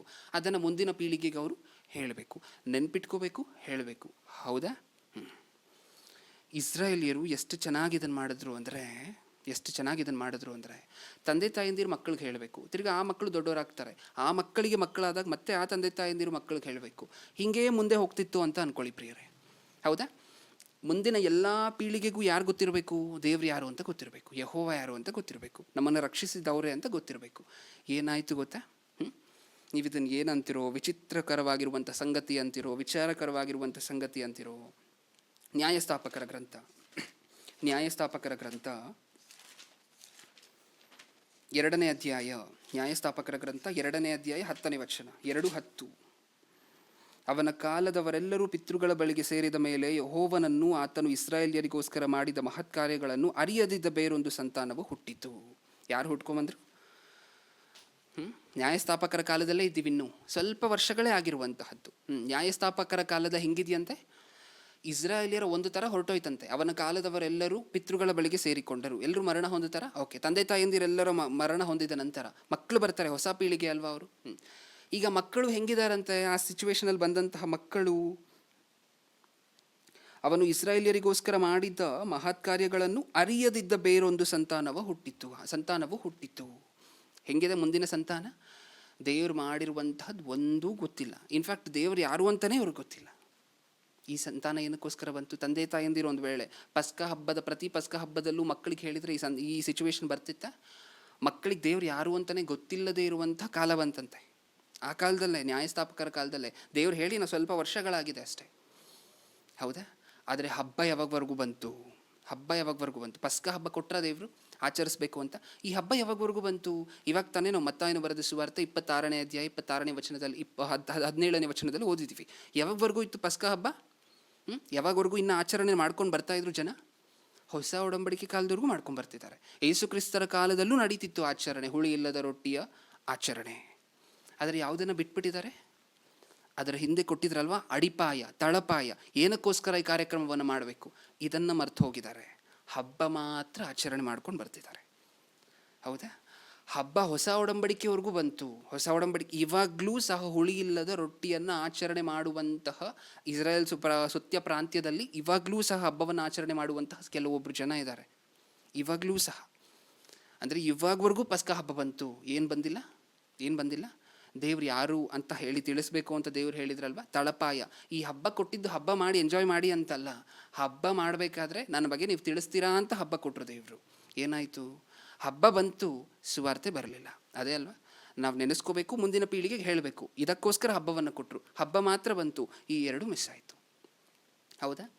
ಹೇಳಲಿಕ್ಕಿದು ದೇವರ ಹಬ್ಬ ಅಂತ ಹೇಳ್ಕೊತೀವಿ. ಹಬ್ಬದಲ್ಲಿ ದೇವರಲ್ಲಿ ಇದು ಇಸ್ರಾಯೇಲ್ಯರ ಕತೆ. ಈಗ ನಮ್ಮ ವಿಚಾರಕ್ಕೆ ಬರೋಣ. ನಾವು ಕ್ರೈಸ್ತರಲ್ವ, ಅದಕ್ಕೋಸ್ಕರ ಯೇಸು ಕ್ರಿಸ್ತರು ಪಸ್ಕ ಹಬ್ಬದ ದಿನನೇ ಮತ್ತೆ ರೊಟ್ಟಿಯನ್ನು ಎತ್ತುತ್ತಿದ್ದಾರೆ ಮೇಲೆ. ಇವತ್ತಿಂದ ಶುರು ಮಾಡಬೇಕು ಏನನ್ನ? ಕರ್ತನ ಭೋಜನ ಕಾರ್ಯಕ್ರಮವನ್ನು. ಏನಕ್ಕೋಸ್ಕರ ಅವತ್ತೇ ಎತ್ತಿದ್ರು?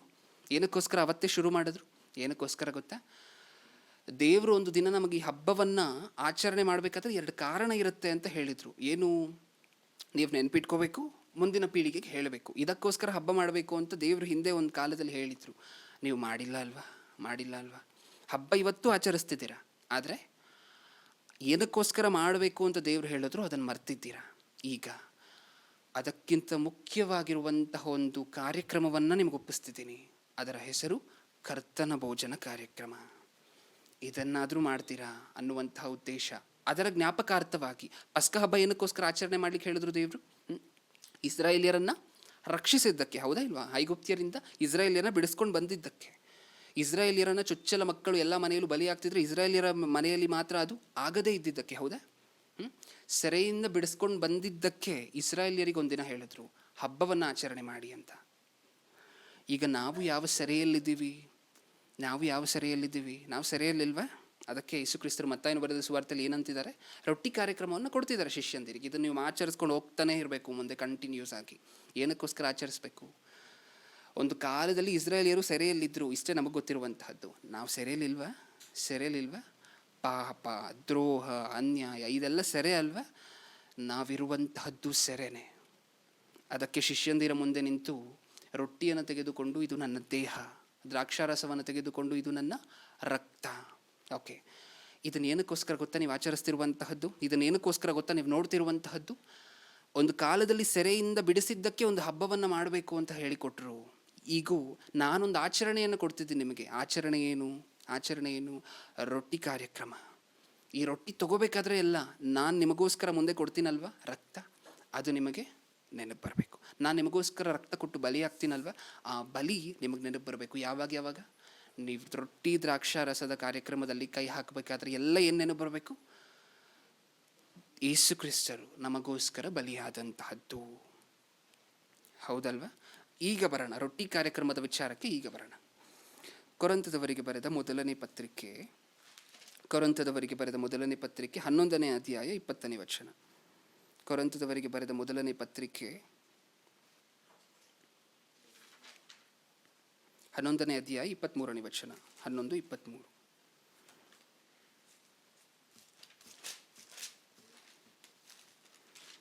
ಕೊರಿಂಥದವರಿಗೆ ಬರೆದ ಮೊದಲನೇ ಪತ್ರಿಕೆ 11ನೇ ಅಧ್ಯಾಯ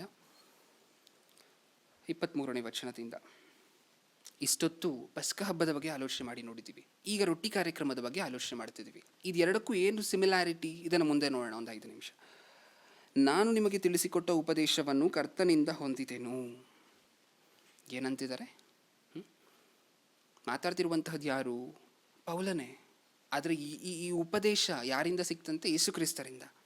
ಓಕೆ, ಇದು ಏನಿದು? ಇಷ್ಟಕ್ಕೂ ಊಟ ಮಾಡುವಂತಹದ್ದು ಅಷ್ಟೇ ಅಲ್ವಾ? ನಮ್ಮ ಪ್ರಕಾರ ರೊಟ್ಟಿ ದ್ರಾಕ್ಷಾರಸ ಅಂದರೆ ಏನು? ಒಬ್ಬ ಮನುಷ್ಯನಿಗೆ ನಾರ್ಮಲ್ ಆಗಿ ಮುಂದೆ ರೊಟ್ಟಿಯನ್ನು ಇಟ್ಟು ದ್ರಾಕ್ಷಾರಸವನ್ನು ಇಟ್ಟರೆ ಹೇಗೆ ಟ್ರೀಟ್ ಮಾಡ್ತಾನೆ? ಅದನ್ನು ರೊಟ್ಟಿಯನ್ನು ಊಟವಾಗಿ ಟ್ರೀಟ್ ಮಾಡ್ತಾನೆ, ದ್ರಾಕ್ಷಾರಸವನ್ನು ಕೂಲ್ ಡ್ರಿಂಕ್ಸ್ ಆಗಿ ಟ್ರೀಟ್ ಮಾಡ್ತಾನೆ, ಹೌದಾ ಇಲ್ವಾ?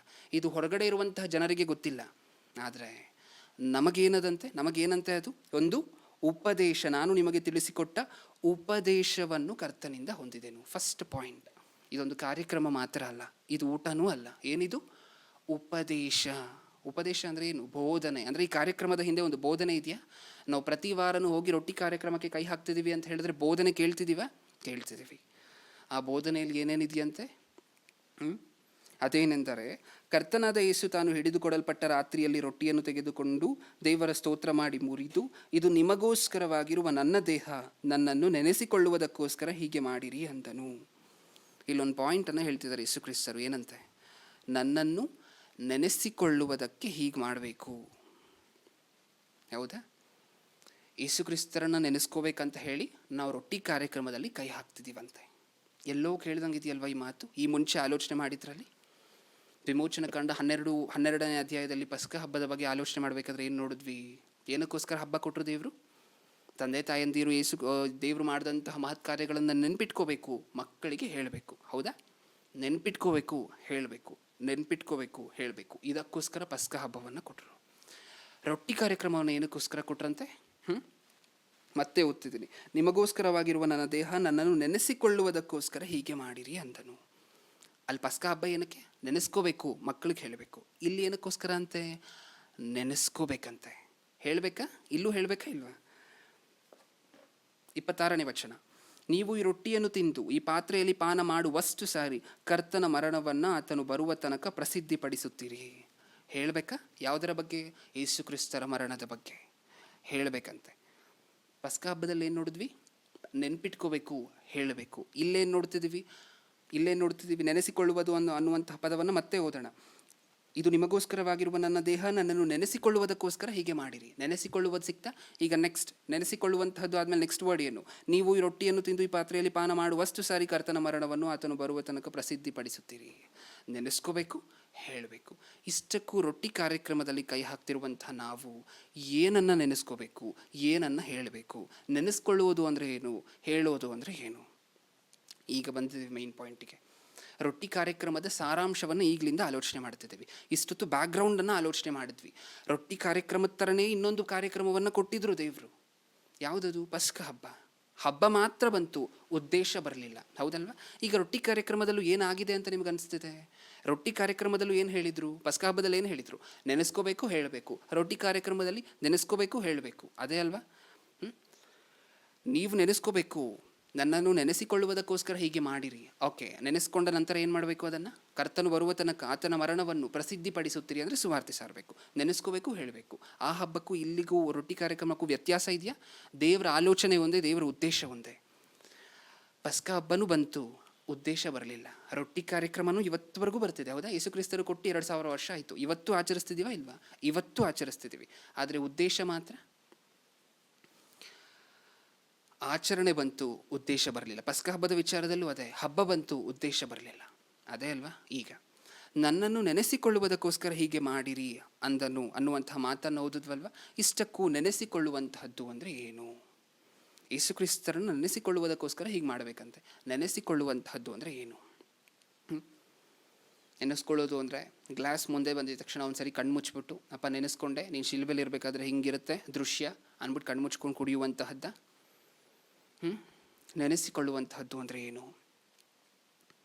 ಆಗಾಗ ಹುಡುಗ ಓದ್ತಿಲ್ಲ ಅಂದಾಗ, ವಿದ್ಯೆಯ ಕಡೆ ಗಮನ ಕೊಡ್ತಿಲ್ಲ ಅಂದಾಗ ಯಾರಾದರೂ ಬಂದು ಅಥವಾ ಮೇಷ್ಟ್ರು ಬಂದು ಹೇಳ್ತಾರೆ ಒಂದು ಸಾರಿ, ಏನಂತ? ನಿನ್ನ ತಂದೆ ತಾಯಿ ಎಷ್ಟು ಕಷ್ಟಪಡ್ತಿದ್ದಾರೆ ಗೊತ್ತಾ? ಅಥವಾ ಪರೀಕ್ಷೆ ಇದೆ ಅಂತ ಅಂದ್ಕೊಳ್ಳಿ. ಇವತ್ತೇ 5 ನಿಮಿಷ ಇದೆ, ಇನ್ನು ಪರೀಕ್ಷೆ ಒಳಗೆ ಹೋಗ್ತಿದ್ದಾನೆ ವಿದ್ಯಾರ್ಥಿ, ಏನು ಓದಲ್ಲ ಈ ವಿದ್ಯಾರ್ಥಿ ಅಂತ ಗೊತ್ತಿರುತ್ತೆ ಮೇಷ್ಟ್ರಿಗೆ. ಹತ್ತಿರ ಬಂದು ಒಂದು ಮಾತು ಹೇಳ್ಬಿಟ್ಟು ಹೋಗ್ತಾನೆ. ಏನಂತ? ನಿನ್ನ ತಂದೆ ತಾಯಿಯಂದಿರು ಪಡ್ತಿರುವಂಥ ಕಷ್ಟವನ್ನು ಒಂದು ಸಾರಿ ನೆನಪಿಸ್ಕೋ. ಹೌದಾ?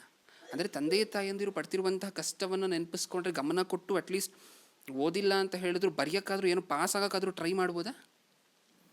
ನೆನೆಸ್ಕೊಂಡ್ರೆ ಪಾಸ್ ಆಗೋದು ಹೆಂಗೆ? ನನ್ನ ಪ್ರಶ್ನೆ. ನೆನೆಸ್ಕೊಂಡ್ರೆ ಓದ್ತೀವ?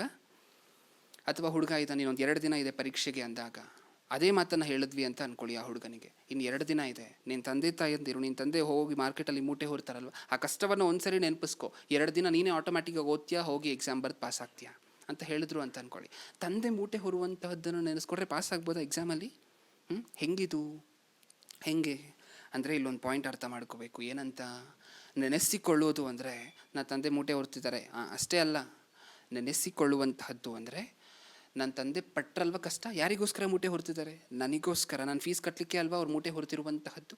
ಈಗ ನಾನು ಏನು ಮಾಡಬೇಕು? ಅದಕ್ಕೋಸ್ಕರ ಚೆನ್ನಾಗಿ ಓದಿ ಪಾಸ್ ಆಗಬೇಕು. ನೆನೆಸ್ಕೊಂಡೆ, ಮೇಸ್ಟ್ರು ಬಂದು ಹೇಳಿದ ತಕ್ಷಣ ತಂದೆ ಕಷ್ಟಪಡ್ತಿರೋದು ನೆನೆಸ್ಕೊಳ್ಳೋ ಅಂದರೆ ನೆನೆಸ್ಕೊಂಡೆ ಅಂತ ಹೇಳಿ ಸುಮ್ಮನೆ ಇರೋದು ಅಲ್ಲ.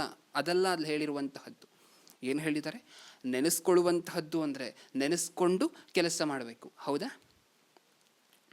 ಮತ್ತೆ ಹೇಳ್ತಿದ್ದೀನಿ, ನಿನ್ನ ತಂದೆ ಪಡ್ತಿರುವಂತಹ ಕಷ್ಟವನ್ನು ನೆನಪಿಸ್ಕೋ ಅಂತ ಹೇಳಿ ಬಂದು ಮೇಸ್ಟ್ರು ಹೇಳಿದ ತಕ್ಷಣ ನೆನಪಿಸ್ಕೊಂಡು ಸುಮ್ಮನೆ ಆಗುವಂತನ ಅದರ ಅರ್ಥ? ಸರಿ, ನನ್ನ ತಂದೆ ನನಗೋಸ್ಕರ ಮೂಟೆ ಹೊರ್ತಿದ್ದಾರೆ, ಫೀಸ್ ಕಟ್ತಿದ್ದಾರೆ, ಸಂತೋಷ ಅಂದ್ಬಿಟ್ಟು ಸುಮ್ಮನೆ ಆಗುವಂತನ? ನಿನ್ನ ತಂದೆ ಕಷ್ಟಪಡ್ತಿರುವಂತಹದ್ದನ್ನು ನೆನೆಸ್ಕೋ, ಕೆಲಸ ಮಾಡು. ಕೆಲಸ ಅಂದರೆ ಏನು? ಚೆನ್ನಾಗಿ ಓದು ಕಷ್ಟಪಟ್ಟು. ನೆನೆಸ್ಕೊಂಡ್ರೆ ಏನು ಮಾಡಬೇಕು? ಕಷ್ಟಪಟ್ಟು ಕೆಲಸ ಮಾಡಬೇಕು. ಅದೇ ಅಲ್ವಾ ಅದರ ಅರ್ಥ? ಯಾರೋ ಒಬ್ಬರು ಬಂದು ನಿಮ್ಮ ಹತ್ರ ನೆನೆಸ್ಕೋ, ಅವ್ರನ್ನ ಒಂದ್ಸರಿ ನೆನಪಿಸ್ಕೋ. ಆಗಾಗ ಮನೆಯಲ್ಲಿ ಯಾರಾದರೂ ಮರಣ ಹೊಂದಿದ್ರೆ ಹಿರಿಯರು, ಅವ್ರನ್ನ ನೆನಪಿಸ್ಕೊಂಡಾಗ ಕಣ್ಣೀರು ಹಾಕ್ತಿರ್ತಾರೆ. 1 ತಿಂಗಳಾದ ನಂತರ ನಮ್ಮ ತಂದೆ ಇದ್ದಾಗ ಹೀಗೆಲ್ಲ ಕಷ್ಟಪಟ್ಟರು ನಮಗೋಸ್ಕರ ಅಂತ ಹೇಳಿ ಕಣ್ಣೀರು ಹಾಕ್ತಿರ್ತಾರೆ. ಏನಕ್ಕೋಸ್ಕರ ಕಣ್ಣೀರು ಬಂತು? ಆ ವ್ಯಕ್ತಿಯನ್ನು ನೆನಪಿಸ್ಕೊಂಡಿದ್ದ ತಕ್ಷಣ ಕಣ್ಣೀರು ಬಂತ? ಖಂಡಿತವಾಗ್ಲೂ ಇಲ್ಲ. ಆ ವ್ಯಕ್ತಿಯನ್ನು ನೀವು ನೆನಪಿಸ್ಕೋತಿದ್ದೀರಾ ಅಂತ ಹೇಳಿದ್ರೆ ಆ ವ್ಯಕ್ತಿ ಮಾಡಿದಂತಹ ಕೆಲಸವನ್ನೆಲ್ಲ ನಿಮ್ಮ ನೆನಪಿಗೆ ಬರ್ತಿದೆ ಅಂತ. ಹೌದಾ? ಆ ಕಣ್ಣೀರು ಬರುತ್ತೆ. ಅಂದರೆ ಒಬ್ಬ ವ್ಯಕ್ತಿಯನ್ನು ನೆನಪಿಸ್ಕೋ ಅಂತ ಹೇಳಿದ್ರೆ ಅದಕ್ಕೆ ಅರ್ಥ ಏನು? ಆ ವ್ಯಕ್ತಿ ಮಾಡಿದಂಥ ಕೆಲಸವನ್ನು ಒಂದು ಸಾರಿ ನೆನಪಿಗೆ ತೊಗೊಳ್ಳಿ ಅಂತ ಹೇಳಿ. ನೆನಪಿಗೆ ತೊಗೊಂಡು ಏನು ಮಾಡಬೇಕು? ನೆನಪಿಗೆ ತೊಗೊಂಡೆ, ಓಕೆ ನಮ್ಮ ತಂದೆ ಫೀಸ್ ಕಟ್ತಿದ್ದಾರೆ ಕಷ್ಟಪಟ್ಟು, ಸುಮ್ಮನೆ ಇರುವಂತಲ್ಲ ಅದರ ಅರ್ಥ. ಕಷ್ಟಪಟ್ಟು ಓದು ಅಂತ ಒಬ್ಬ ವಿದ್ಯಾರ್ಥಿಗೆ ಹೆಂಗೆ ಹೇಳ್ತಿರೋ, ಇಲ್ಲೂ ಸಹ ಯೇಸು ಕ್ರಿಸ್ತರನ್ನ ನೆನಪಿಸ್ಕೊಳ್ಳಿ ಅಂದರೆ ಅದಕ್ಕೆ ಅರ್ಥ ಏನು? ಒಂದು, ಯೇಸು ಕ್ರಿಸ್ತರು ಮಾಡಿದಂತಹ ಸಮಸ್ತ ವಿಧವಾದ ಕೆಲಸಗಳು ನಮ್ಮ ಕಣ್ಮುಂದೆ ಬರಬೇಕು. ನೆಕ್ಸ್ಟ್ ನೆನಪಿಸ್ಕೊಂಡ್ವಾ? ಈಗ ನೆನಪಿಸ್ಕೊಂಡ್ಮೇಲೆ ನೆಕ್ಸ್ಟ್ ಆ್ಯಕ್ಷನ್ ಏನಿರಬೇಕು? ಆ ಹುಡುಗನಿಗೆ ಏನಿತ್ತು ನೆಕ್ಸ್ಟ್ ಆ್ಯಕ್ಷನ್? ತನ್ನ ತಂದೆ ಮೂಟೆ ಹೊರತಿರುವಂತಹದ್ದನ್ನು ನೆನಪಿಸ್ಕೊಂಡಿದ್ದ ತಕ್ಷಣ ಚೆನ್ನಾಗಿ ಓದಬೇಕು, ಕಷ್ಟಪಟ್ಟು ಕೆಲಸ ಮಾಡಬೇಕು. ಅದೇ ಅಲ್ವಾ ಆ್ಯಕ್ಷನ್? ಈಗ ನಾವು ಯೇಸು ಕ್ರಿಸ್ತರ ಕಷ್ಟವನ್ನು ಒಂದು ಸಾರಿ ನೆನಪಿಸ್ಕೊಂಡ್ವಿ. ಈಗ ನಾವೇನು ಮಾಡಬೇಕು? ಕಷ್ಟಪಟ್ಟು ಕೆಲಸ ಮಾಡಬೇಕು. ಯಾವ ಕೆಲಸ? ಅದೇ ಸುವಾರ್ತೆಯ ಕೆಲಸ. ಮಾಡ್ತಿದ್ದೀವಾ? ಮತ್ತೆ ಓದೋಣ. ಏನು ನೆನಪಿಸ್ಕೋಬೇಕಂತೆ? ಕರ್ತನಾದ ಯೇಸು ತಾನು ಹಿಡಿದುಕೊಡಲ್ಪಟ್ಟ ರಾತ್ರಿಯಲ್ಲಿ ರೊಟ್ಟಿಯನ್ನು ತೆಗೆದುಕೊಂಡು ದೇವರ ಸ್ತೋತ್ರ ಮಾಡಿ ಮುರಿದು, ಇದು ನಿಮಗೋಸ್ಕರವಾಗಿರುವ ನನ್ನ ದೇಹ, ನನ್ನನ್ನು ನೆನೆಸಿಕೊಳ್ಳುವುದಕ್ಕೋಸ್ಕರ ಹೀಗೆ ಮಾಡಿರಿ ಅಂದನು. ಊಟವಾದ ಮೇಲೆ ಆತನು ಅದೇ ರೀತಿಯಾಗಿ ಪಾತ್ರೆಯನ್ನು ತೆಗೆದುಕೊಂಡು, ಈ ಪಾತ್ರೆಯು ನನ್ನ ರಕ್ತದಿಂದ ಸ್ಥಾಪಿತವಾಗಿರುವ ಹೊಸ ಒಡಂಬಡಿಕೆಯನ್ನು ಸೂಚಿಸುತ್ತದೆ. ನೀವು ಇದರಲ್ಲಿ ಪಾನ ಮಾಡುವಾಗೆಲ್ಲ ನನ್ನನ್ನು ನೆನೆಸಿಕೊಳ್ಳುವುದಕ್ಕೋಸ್ಕರ ಪಾನ ಮಾಡಿರಿ ಅಂದನು. ನೆನೆಸಿಕೊಳ್ಳುವುದು ಅಂದರೆ ಏನು? ಯೇಸು ಕ್ರಿಸ್ತರನ್ನು ನೆನೆಸ್ಕೊಳ್ಳುವುದು ಅವ್ರ ಶಿಲ್ವೆಯಲ್ಲಿರುವಂತಹ ದೃಶ್ಯವನ್ನು ನೆನಪಿಸ್ಕೊಳ್ಳುವಂತಹದ್ದಲ್ಲ. ಅವರ ಜೀವನದುದ್ದಕ್ಕೂ ಮರಣದವರೆಗೂ ಏನೇನು ಮಾಡಿದ್ರು ಅದನ್ನೆಲ್ಲ ಒಂದು ಸರಿ ನೆನಪಿಸ್ಕೊಂಡು, ನೆಕ್ಸ್ಟ್ ಅದಾದ ನಂತರ ಏನು ಮಾಡಬೇಕು? ನೀವು ಈ ರೊಟ್ಟಿಯನ್ನು ತಿಂದು ಈ ಪಾತ್ರೆಯಲ್ಲಿ ಪಾನ ಮಾಡುವಷ್ಟು ಸಾರಿ ಕರ್ತನ ಮರಣವನ್ನು ಆತನು ಬರುವ ತನಕ ಪ್ರಸಿದ್ಧಿಪಡಿಸುತ್ತೀರಿ. ನೆನಪಿಸ್ಕೋಬೇಕು, ಹೇಳಬೇಕು. ಅದು ನೆನಪಿಸ್ಕೊಳ್ಳೋದು ಅನ್ನೋ ಪದಕ್ಕಿರುವಂತಹ ಅರ್ಥ. ನೆನಪಿಸ್ಕೊಂಡ್ರೆ ನೆಕ್ಸ್ಟ್ ಏನು ಆ್ಯಕ್ಷನಲ್ಲಿ ಏನಿರಬೇಕು? ಕ್ರಿಯೆ ಇರಬೇಕು. ಹೌದಾ ಇಲ್ವಾ? ಇಲ್ಲೇನು ಕ್ರಿಯೆ ಏನು? ಯೇಸು ಕ್ರಿಸ್ತರ ಬಗ್ಗೆ ನೀವು ನೆನಪಿಸ್ಕೊಂಡ್ರೆ ಅದನ್ನು ನೀವು ಇನ್ನೊಬ್ಬರಿಗೆ ಹೇಳಬೇಕು. ಅದೇ ಅಲ್ವಾ ಅದರ ಅರ್ಥ? ನೆನಪಿಸ್ಕೋಬೇಕು, ಹೇಳಬೇಕು. ಪಸ್ಕ ಹಬ್ಬದ ಸಮಯದಲ್ಲಿ ತಂದೆ ತಾಯಂದಿರಿಗೆ ಕೊಟ್ಟಂಥ ಬಾಧ್ಯತೆ ಏನು? ದೇವ್ರು ಮಾಡಿದಂಥ ಅದ್ಭುತ ಕೃತ್ಯಗಳನ್ನು ಫಸ್ಟ್ ಇವ್ರು ನೆನೆಸ್ಕೋಬೇಕು, ಅದಾದ ನಂತರ ಮಕ್ಕಳಿಗೆ ಹೇಳಬೇಕು. ಈಗ ಹೊಸ ಒಡಂಬಡಿಕೆಯಲ್ಲಿ ರೊಟ್ಟಿ ದ್ರಾಕ್ಷಾರಸದ ಕಾರ್ಯಕ್ರಮದಲ್ಲಿ ನೆನಪಿಸ್ಕೋಬೇಕು, ಹೇಳಬೇಕು. ಹೌದಾ ಇಲ್ವಾ? ನೆನಪಿಸ್ಕೊಂಡು ಹೇಳ್ತಿದ್ದೀವ ಪ್ರಿಯರೇ? ನೆನಪಿಸ್ಕೊಂಡು ಹೇಳ್ತಿದ್ದೀವ? ಹೇಳಿ. ನಮ್ಮನ್ನು ನಾವು ಪರಿಶೋಧನೆ ಮಾಡಿಕೊಂಡ್ರೆ ಹೋಗಲಿ, ಯೇಸು ಕ್ರಿಸ್ತರು ಮಾಡಿದಂತಹ ತ್ಯಾಗವನ್ನು ಒಂದು ಸಾರಿ ನಾವು ನೆನಪಿಸ್ಕೋಬೇಕಲ್ವ? ಯೇಸು ಕ್ರಿಸ್ತರು ತನ್ನ ಜೀವಮಾನ ಕಾಲದಲ್ಲೆಲ್ಲ ಮಾಡಿರುವಂತಹದ್ದನ್ನು ನಾವು ನೆನಪಿಸ್ಕೋಬೇಕಲ್ವ? ನೆನಪಿಸ್ಕೊಂಡ್ರೆ ನಮ್ಮ ಜೀವನ ಹೇಗಿರುತ್ತೆ? ಯೇಸು ಕ್ರಿಸ್ತರು ಬಲಿಯಾದರು ಯಾರಿಗೋಸ್ಕರ? ರಕ್ತ ಕೊಟ್ಟರು. ಎಷ್ಟು ಕೊಟ್ಟರು? ಒಬ್ಬ ವ್ಯಕ್ತಿಯ ಹತ್ರ ಹೋಗಿ, ಬೇಡ, ಗಂಡ ಹೆಂಡತಿ ಅಂತ ಹೇಳಿದ್ರೆ ಅನ್ಯೋನ್ಯವಾಗಿರುವಂತಹ ಸಂಬಂಧನ, ನಾನು ನಿನಗೆ ಪ್ರಾಣನೇ ಕೊಡ್ತೀನಿ ಅಂತ ಹೇಳ್ತಿರ್ತಾರೆ ಆಗಾಗ. ಈಗ ಅದೇ ಗಂಡನಿಗೆ ಒಂದು ಕಿಡ್ನಿ ಫೇಲ್ಯೂರ್ ಆಗುತ್ತೆ ಅಂತ ಅಂದ್ಕೊಳ್ಳಿ. ಅಮ್ಮ, ನಿನಗೆ 2 ಕಿಡ್ನಿ ಇದೆ, ಒಂದು ಕೊಟ್ಟರೆ ನೀನು ಒಂದರಲ್ಲಿ ಆರಾಮಾಗಿರ್ಬೋದು. ನಿನ್ನ ಗಂಡನಿಗೆ ಕೊಡುವುದನ್ನು ಹೇಳಿ ನೋಡಿ. ಒಂದು ದಿನ ಇವರೇ ಹೇಳಿರುವಂತಹದ್ದು, ಪ್ರಾಣನೇ ಕೊಡ್ತೀನಿ ನನ್ನ ಗಂಡನಿಗೆ, ಪ್ರಾಣನೇ ಕೊಡ್ತೀನಿ ಅಂತ ಹೇಳಿ. ಕೊಡ್ತಾರಾ? ಹಿಂದೆ ಮುಂದೆ ನೋಡ್ತಾರಾ ಇಲ್ವಾ? ಯೋಚನೆ ಮಾಡ್ತಾರಾ ಇಲ್ವಾ? ರಸ್ತೆಯಲ್ಲಿ ಹೋಗಬೇಕಾದ್ರೆ ಅಥವಾ ನಿಮ್ಮ ಕ್ಲೋಸ್ ರಿಲೇಟಿವ್ಸ್ಗೆ ರಕ್ತ ಬೇಕು, ಬ್ಲಡ್ ಬೇಕು, ಅವಶ್ಯಕತೆ ಇದೆ ಅಂದಾಗ ಒಂದು ಬಾಟ್ಲನ್ನು ಕೊಟ್ರಿ ಅಂತ ಅಂದ್ಕೊಳ್ಳಿ ಪ್ರಿಯರೇ. ಎಷ್ಟು ml ತಗೋತಾರೆ? 350 ml ತಗೋತಾರೆ. ಈ 350 ml ಕೊಟ್ಟ ನಂತರ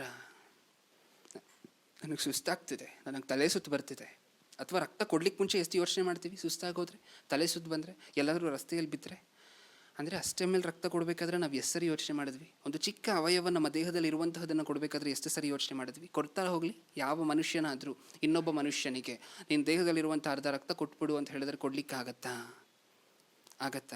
ಆಗೋದಿಲ್ಲ. ಯೇಸು ಕ್ರಿಸ್ತರು ಮಾಡಿದಂಥ ಕೆಲಸ ಏನು? ಎಷ್ಟು ರಕ್ತ ಕೊಟ್ಟರು? ಅರ್ಧ ಲೀಟ್ರಾ? 1 ಲೀಟ್ರಾ? 2 ಲೀಟ್ರಾ? ಎಷ್ಟು?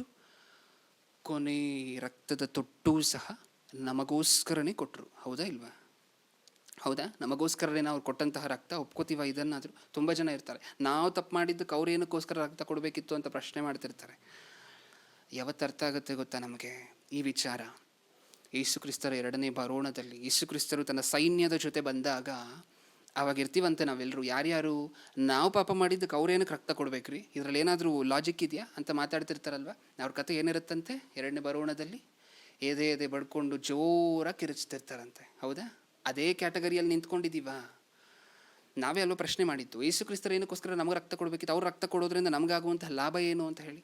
ಅವತ್ತು ಗೊತ್ತಾಗುತ್ತೆ ರಕ್ತದ ಮೌಲ್ಯ ಏನು ಅಂತ ಹೇಳಿ. ಅದಕ್ಕೆ ಮುಂಚೆ ಏನು ಮಾಡಬೇಕು ನಾವು? ಅವತ್ತು ಎದೆ ಬಡ್ಕೊಳ್ಳುವಂಥ ಸ್ಥಿತಿಗೆ ಬರಬಾರ್ದು ಅಂದರೆ ಅದಕ್ಕೆ ಮುಂಚೆನೇ ಯೇಸು ಕ್ರಿಸ್ತರ ರಕ್ತದ ಪ್ರಾಮುಖ್ಯತೆಯನ್ನು ತಿಳ್ಕೋಬೇಕು, ಹೌದಾ ಇಲ್ವಾ? ಇಸ್ರಾಯೇಲಿಯರನ್ನ ದೇವರು ಕಷ್ಟಪಟ್ಟು ಒಂದು ದಿನ ಬಿಡಿಸಿದ್ರು ಪ್ರಿಯರೇ. ತನ್ನ ಭುಜಬಲದಿಂದ ಅದ್ಭುತ ಕಾರ್ಯಗಳನ್ನು ಮಾಡಿ ಮಾಡಿ ಮಾಡಿ ಒಂದಾದ್ಮೇಲೊಂದು ಎಷ್ಟು ಸೂಕ್ಷ್ಮವಾಗಿ ತನ್ನ ಮಕ್ಕಳನ್ನು ತಾವು ಹೋಗಬೇಕಾಗಿರುವಂತಹ ದೇಶಕ್ಕೆ ಸೇರಿಸಿದ್ರು ಅಂತ ಹೇಳಿ ನಮ್ಮೆಲ್ಲರಿಗೂ ಗೊತ್ತು. ಇಸ್ರಾಯೇಲಿಯರು ಏನು ಮಾಡಿದ್ರು? ಮರ್ತೋದ್ರು. ಹಬ್ಬ ಮಾತ್ರ ಆಚರಣೆ ಮಾಡ್ಕೊಂಬಂದರು. ನಾವೇನು ಮಾಡ್ತಿದ್ದೀವಿ? ಯೇಸು ಕ್ರಿಸ್ತರ ತ್ಯಾಗವನ್ನು ಮರ್ತಿಲ್ವಾ? ನಮಗೋಸ್ಕರ ಬಲಿಯಾಗಿರುವಂತಹದನ್ನು ಮರ್ತಿಲ್ವಾ? ಯೇಸು ಕ್ರಿಸ್ತಗಿರುವಂಥ ಉದ್ದೇಶ ಏನು? ಪಾಪಿಗಳನ್ನು ರಕ್ಷಿಸಬೇಕು, ಹೌದಾ ಇಲ್ವಾ? ಅವ್ರು ಪಾಪಿಗಳನ್ನು ರಕ್ಷಿಸೋದಕ್ಕೋಸ್ಕರ ಅಷ್ಟೊಂದು ಕಷ್ಟಪಟ್ಟರು. ಈಗ ನಮ್ಗೆ ಅದು ಗೊತ್ತಾಗೋಗಿದೆ. ನಾವೇನು ಮಾಡಬೇಕು? ಅದನ್ನು ಅವ್ರು ನಮಗೋಸ್ಕರ ರಕ್ತ ಕೊಟ್ಟಿದ್ದನ್ನು ನೆನಪಿಸ್ಕೋಬೇಕು. ಇಲ್ಲಿ 2 ಕಂಡೀಷನ್ ಏನು? ರೊಟ್ಟಿ ಕಾರ್ಯಕ್ರಮದಲ್ಲಿ ಕೈ ಹಾಕ್ತಿದ್ದೀವಿ ಅಂದರೆ 2 ಕ್ವಾಲಿಫಿಕೇಷನ್ ಏನು ನಮಗಿರಬೇಕಾಗಿರುವಂತಹದ್ದು? ಒಂದು, ಅದನ್ನು ನೆನಪಿಸ್ಕೋಬೇಕು. 2ನೇದು, ಅದನ್ನು ಹೇಳಬೇಕು, ಹೌದಾ ಇಲ್ವಾ? ಅದನ್ನು ನೆನಪಿಸ್ಕೋತಿದ್ದೀವ? ರೊಟ್ಟಿ ಹತ್ತಿರ ಬಂತು ಅಂದಿದ ತಕ್ಷಣ ಅದು ತೊಗೊಂಡು ಇನ್ನೊಂದು ಸ್ವಲ್ಪ ಜನ ಇರ್ತಾರೆ. ಅದು ಎಂಥ ಜನ ಅಂತ ಗೊತ್ತಿಲ್ಲ ಪ್ರಿಯರೇ. ರೊಟ್ಟಿ ಬಂದಾಗ ರೊಟ್ಟಿಯನ್ನು ತಿಂದು, ಬ್ರದರ್ ಇವತ್ತು ಯಾಕೋ ರೊಟ್ಟಿ ಸ್ವಲ್ಪ ಸಪ್ಪೆ ಅಂತ ನಿಮ್ಗೆ ಅನ್ನಿಸ್ತಿಲ್ವಾ? ಸ್ವಲ್ಪ ಸ್ವೀಟ್ ಕಡಿಮೆ ಆಗಿಲ್ವಾ ರೊಟ್ಟಿಯಲ್ಲಿ? ಹೌದಾ? ಅದೇನಾ ನಮಗೆ ನೆನಪು ಬಂದಿದ್ದು? ಅದೇನಾ ನೆನಪಿಸ್ಕೊಳ್ಳಿ ಅಂತ ಹೇಳಿದ್ದು? ಅದೇನಾ ಸ್ವೀಟ್ ಇದೆಯಾ ಇಲ್ವಾ ಟೇಸ್ಟ್ ಚೆಕ್ ಮಾಡಿ ಅಂತಾನೆ ಕೊಟ್ಟಿದ್ದು ನಮಗೆ ದೇವರು ಆ ಕಾರ್ಯಕ್ರಮವನ್ನು.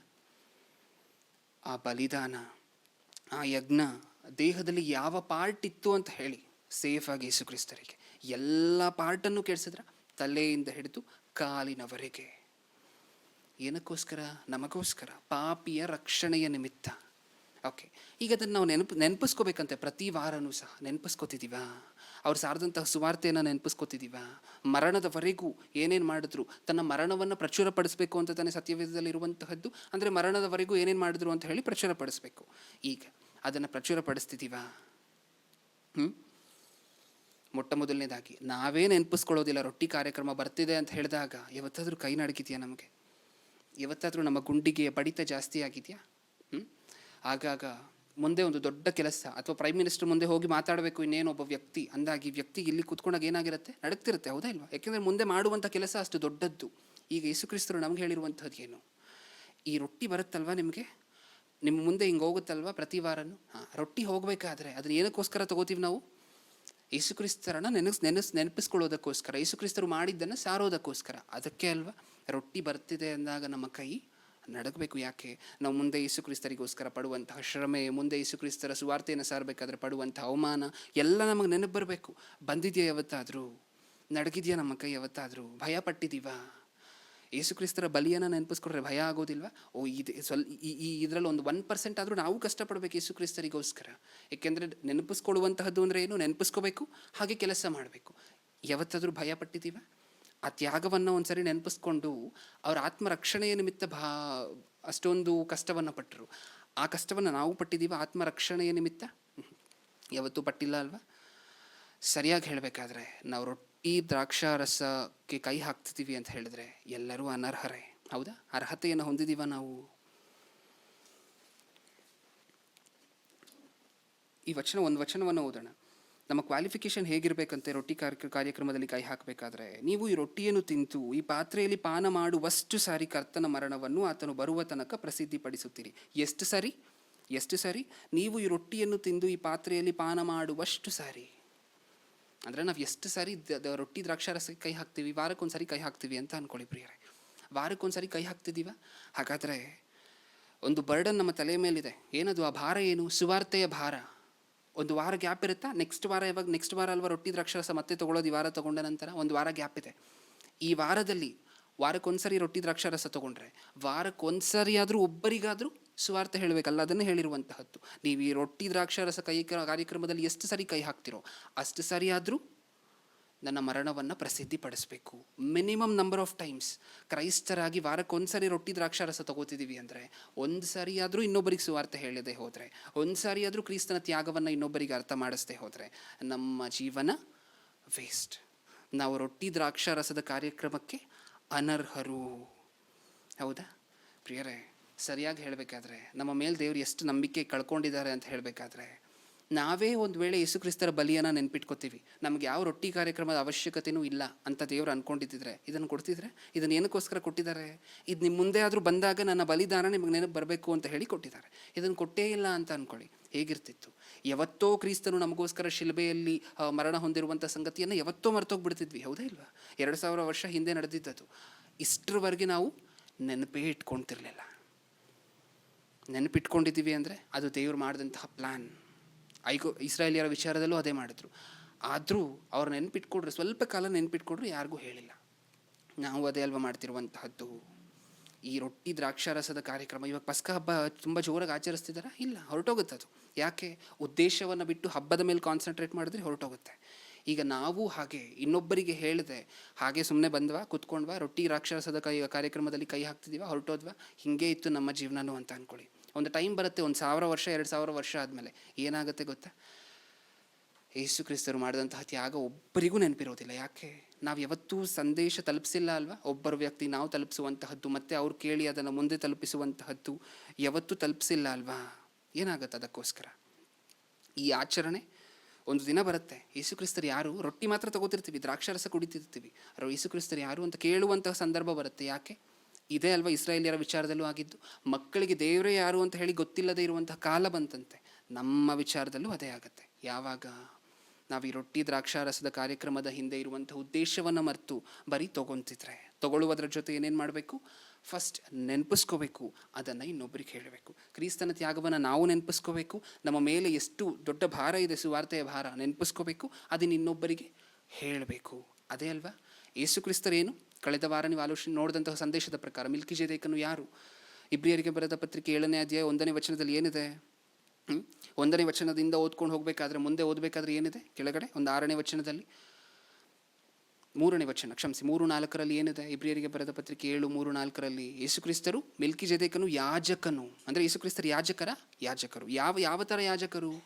ಮನುಷ್ಯರ ಪಾಪವನ್ನು ನಿವಾರಣೆ ಮಾಡಿದಂಥ ಯಾಜಕರು. ನಾವು ರೊಟ್ಟಿ ದ್ರಾಕ್ಷಾರಸದ ಕಾರ್ಯಕ್ರಮದಲ್ಲಿ ಕೈ ಹಾಕ್ತಿದ್ದೀವಿ, ನಮಗಿಲ್ವಾ ಯಾಜಕತ್ವ? ದೇವರೇನಂದ್ರು? ನಮ್ಮನ್ನೂ ಯಾಜಕರು ಅಂತ ಹೇಳಿದ್ದಾರೆ ಹೊಸ ಒಡಂಬಡಿಕೆಯಲ್ಲಿ. ಈಗ ನಮಗಿಲ್ವಾ ಯಾಜಕತ್ವದ ಹಕ್ಕು? ಆ ಹಕ್ಕು ನಿಮಗಿದ್ರೂ ಬಳಸ್ಕೊತಿದ್ದೀರಾ? ಯಾಜಕತ್ವ ಅಂದರೆ ಏನು? ಆರೋನನ ಕಾಲದಲ್ಲಿ ಯಾಜಕನಿಗಿತ್ತು ಹಕ್ಕು. ಏನು? ಜನರು ಬಂದು ಪಾಪಗಳ ನಿಮಿತ್ತ ಪ್ರಾಯಶ್ಚಿತ್ತವಾಗಿ ಅರ್ಪಿಸಬೇಕು ಅಂತ ಹೇಳಿದಾಗ ಮುಂದೆ ನಿಂತು ಎಲ್ಲ ಕಾರ್ಯಕ್ರಮವನ್ನು ಯಾರು ಮಾಡ್ತಿದ್ರು? ಯಾಜಕರು. ಯೇಸು ಕ್ರಿಸ್ತರು ಏನಕ್ಕೋಸ್ಕರ ಬಂದರು? ಅದೇ ಪಾಪ ನಿವಾರಣೆಗೋಸ್ಕರ. ನಮಗೂ ಅದೇ ಯಾಜಕತ್ವವನ್ನು ಕೊಟ್ಟಿದ್ದಾರೆ. ರೊಟ್ಟಿ ದ್ರಾಕ್ಷಾರಸದ ಕಾರ್ಯಕ್ರಮದಲ್ಲಿ ಕೈ ಹಾಕ್ತಿದ್ದೀವಿ ಅಂದರೆ ನಾವು ಯಾಜಕರೇ. ಕೈ ಹಾಕಿ ಏನು ಮಾಡ್ತಿದ್ದೀವಿ? ನೆನಪಿಸ್ಕೊಂಡ್ರೆ ಸಾಕ? ನೆನಪಿಸ್ಕೊಂಡು ಹೇಳುವಂತಹದ್ದು ಬೇಡವಾ? ಹತ್ಕೊಂಡಿದ್ರೆ ಸಾಕ? ಜೀವನ ಪೂರ್ತಿ ಹತ್ಕೊಂಡೇ ತೊಗೋತಿದ್ದೀವಿ ಅಂತ ಅಂದ್ಕೊಳ್ಳಿ. ನಾವು ಅಳೋದ್ರಿಂದ ದೇವ್ರಿಗೆ ಏನಾದರೂ ಲಾಭ ಇದೆಯಾ? ಖಂಡಿತವಾಗ್ಲೂ ಇಲ್ಲ. ಇನ್ನೊಂದು ಸ್ವಲ್ಪ ಹೊತ್ತು ಪ್ರಿಯರೇ ಮುಗಿಸ್ಕೊಳ್ಳೋಣ, ಒಂದು 10 ನಿಮಿಷ. ಕೊರಿಂಥದವರಿಗೆ ಬರೆದ ಮೊದಲನೇ ಪತ್ರಿಕೆ 15:3. ಕೊರಿಂಥದವರಿಗೆ ಬರೆದ ಮೊದಲನೇ ಪತ್ರಿಕೆ 15ನೇ ಅಧ್ಯಾಯ 3ನೇ ವಚನ. ಸುವಾರ್ತೆಯನ್ನು ಸಾರಬೇಕು ಅಂತ ನೀವು ನೋಡಿದ್ರಿ. ಆ ಸುವಾರ್ತೆಯಲ್ಲಿ ಏನಿರಬೇಕು? ನಾವು ಸಾರುವಂತಹ ಸುವಾರ್ತೆಯಲ್ಲಿ ರೊಟ್ಟಿ ಕಾರ್ಯಕ್ರಮಕ್ಕೆ ಕೈ ಹಾಕಿದ್ರೆ ನೆನಪಿಸ್ಕೋಬೇಕು, ಸಾರಬೇಕು. ಓಕೆ, ಈಗ ನಾವು ಸಾರುವಂತಹ ಸುವಾರ್ತೆಯಲ್ಲಿ ಏನಿರಬೇಕು? ಕೊರಿಂಥದವರಿಗೆ ಬರೆದ ಮೊದಲನೇ ಪತ್ರಿಕೆ 15:3. ನಾನು ನಿಮಗೆ ತಿಳಿಸಿದ ಮೊದಲನೆಯ ಸಂಗತಿಗಳೊಳಗೆ ಒಂದು ಸಂಗತಿಯನ್ನು ನಿಮಗೆ ತಿಳಿಸಿಕೊಟ್ಟೆನು, ಅದು ನಾನೂ ಸಹ ಕಲಿತುಕೊಂಡದ್ದೆ. ಅದೇನೆಂದರೆ, ಶಾಸ್ತ್ರದಲ್ಲಿ ಮುಂತಿಳಿಸಿರುವ ಪ್ರಕಾರ ಕ್ರಿಸ್ತನು ನಮ್ಮ ಪಾಪಗಳ ನಿವಾರಣೆಗಾಗಿ ಸತ್ತನು. ಅಂದರೆ ನಾವು ಸಾರುವಂಥ ಸುವಾರ್ತೆಯಲ್ಲಿ ಏನೇನಿರಬೇಕು? ಕ್ರಿಸ್ತನು ನಮ್ಮ ಪಾಪಗಳ ನಿವಾರಣೆಗಾಗಿ ಸತ್ತನು, ಹೂಣಲ್ಪಟ್ಟನು, ಶಾಸ್ತ್ರದ ಪ್ರಕಾರವೇ 3ನೆಯ ದಿನದಲ್ಲಿ ಎಬ್ಬಿಸಲ್ಪಟ್ಟನು. ಇದು ಸುವಾರ್ತೆ, ನಾವು ಸಾರಬೇಕಾಗಿರುವಂತಹದ್ದು. ಏನೇನಿದೆ ಇದರಲ್ಲಿ? ಸತ್ತನು, ಹೂಣಲ್ಪಟ್ಟನು, ಮತ್ತೆ ಎದ್ದನು. ಇದೆ ಅಲ್ವಾ? ಸಾರ್ತಿದ್ದೀವ ಈ ಸುವಾರ್ತೆಯನ್ನು? ಇಲ್ಲಿ ಜನನದ ಬಗ್ಗೆ ಎಲ್ಲಾದರೂ ನಿಮಗೆ ಕಾಣಿಸ್ತಾ ಪ್ರಿಯರೇ? ಯೇಸು ಕ್ರಿಸ್ತರು ಹುಟ್ಟಿದ್ದನ್ನು ಸಾರಿ ಎಲ್ಲಾದರೂ ಕಾಣಿಸ್ತಾ? ನಮಗೋಸ್ಕರ ಸತ್ತಿದ್ದು, ಹೂಣಲ್ಪಟ್ಟಿದ್ದು, ಎದ್ದಿದ್ದು, ಇದನ್ನು ಸಾರಬೇಕು. ಇದರಲ್ಲಿ ಏನಿದೆ ಅಷ್ಟೊಂದು? ಒಬ್ಬ ಮನುಷ್ಯ ಎಲ್ಲರಿಗೂ ಸಾವಿದೆ ಅಂತ ಸೂಚಿಸ್ತಿದೆಯಾ? ಆ ಸಾವಿನ ಒಳಗೆ ದೇವರು ನಮಗೆ ಕೊಟ್ಟಂತಹ ಪೂರ್ತಿ ಕೆಲಸವನ್ನು ಮುಗಿಸ್ಬೇಕು ಸೂಚಿಸ್ತಿದೆಯಾ? ತನ್ನ ಮರಣ, ಹೂಣಲ್ಪಟ್ಟಿತ್ತು. ನಾವೆಲ್ಲರೂ ಸಹ ಒಂದು ದಿನ ಮರಣ ಹೊಂದುತ್ತೀವಿ. ಅದಾದ ನಂತರ ಮತ್ತೆ ಹೊಸ ದೇಹ, ಮತ್ತೆ ಮಹಿಮೆ ಶರೀರ ದೇವರು ನಮಗೆ ಕೊಡ್ತಾರೆ. ಅದಕ್ಕೋಸ್ಕರ ಪ್ರಯಾಸ ಪಡಿ. ಸೂಚಿಸ್ತಿದೆಯಾ? ಎಲ್ಲವೂ ಸೂಚಿಸ್ತಿದೆ. ಇದೆಲ್ಲವೂ ಆತ್ಮಕ್ಕೆ ಸಂಬಂಧಪಟ್ಟ ವಿಚಾರಗಳೇ. ಆದರೆ ನಾವು ಸಾರುವಂಥ ಸುವಾರ್ತೆಗಳಲ್ಲಿ ಇದು ಯಾವುದೂ ಇರೋದಿಲ್ಲ ಅಲ್ವಾ? ಎಲ್ಲದರಲ್ಲೂ ಲೋಪ ಇರುತ್ತಲ್ವ? ನಾವು ಹೇಳಿದ್ರೂ ಸರಿಯಾದ ಸುವಾರ್ತೆಯನ್ನು ಹೇಳೋದಿಲ್ಲ. ನೆನೆಸ್ಕೊಂಡು ಸಾರಿ ಅಂತ ಯೇಸು ಕ್ರಿಸ್ತರು ಹೇಳಿದ್ರು. ಆದರೆ ನಾವು ನೆನೆಸ್ಕೋತಿದ್ದೀವಿ, ಸರಿಯಾಗಿರುವಂತಹದ್ದನ್ನು ಸಾರೋದಿಲ್ಲ. ಸರಿಯಾಗಿರುವಂತಹದ್ದನ್ನು ತಿಳ್ಕೊಂಡವರು ಆ ಸರಿಯಾಗಿರುವಂತಹದ್ದನ್ನೇ ಸಾರೋದಿಲ್ಲ. ಸ್ವಲ್ಪ ಜನ ತಪ್ಪಾಗಿ. ಹೌದಾ? ಎಲ್ಲಿ ನೆರವೇರ್ತಿದೆ ಪ್ರಿಯರೇ? ಯೇಸು ಕ್ರಿಸ್ತರು ರೊಟ್ಟಿ ಕಾರ್ಯಕ್ರಮದ ಪ್ರಾಮುಖ್ಯತೆ ಹೇಳಿರುವ ಪ್ರಕಾರ ನೆರವೇರ್ತಿದ್ಯಾ?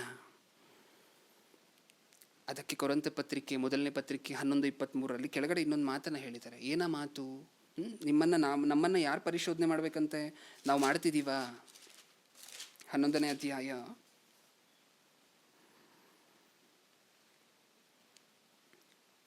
28ನೇ ವಚನ. ಪ್ರತಿ ಮನುಷ್ಯನು ತನ್ನನ್ನು ಪರೀಕ್ಷಿಸಿಕೊಂಡವನಾಗಿ ಆ ರೊಟ್ಟಿಯಲ್ಲಿ ತಕ್ಕೊಂಡು ತಿನ್ನಲಿ. ತನ್ನನ್ನು ಪರೀಕ್ಷಿಸಿಕೊಂಡವನಾಗಿ, ನಮ್ಮನ್ನು ನಾವು ಪರಿಶೋಧನೆ ಮಾಡ್ಕೋಬೇಕು. ರೊಟ್ಟಿ ಕಾರ್ಯಕ್ರಮಕ್ಕೆ ಮುಂಚೆ, ಕೈ ಹಾಕೋ ಮುಂಚೆ ನಾವೇನು ಮಾಡ್ಕೋಬೇಕು? ಪರಿಶೋಧನೆ ಮಾಡ್ಕೋಬೇಕು. ಏನಂತ ಪರಿಶೋಧನೆ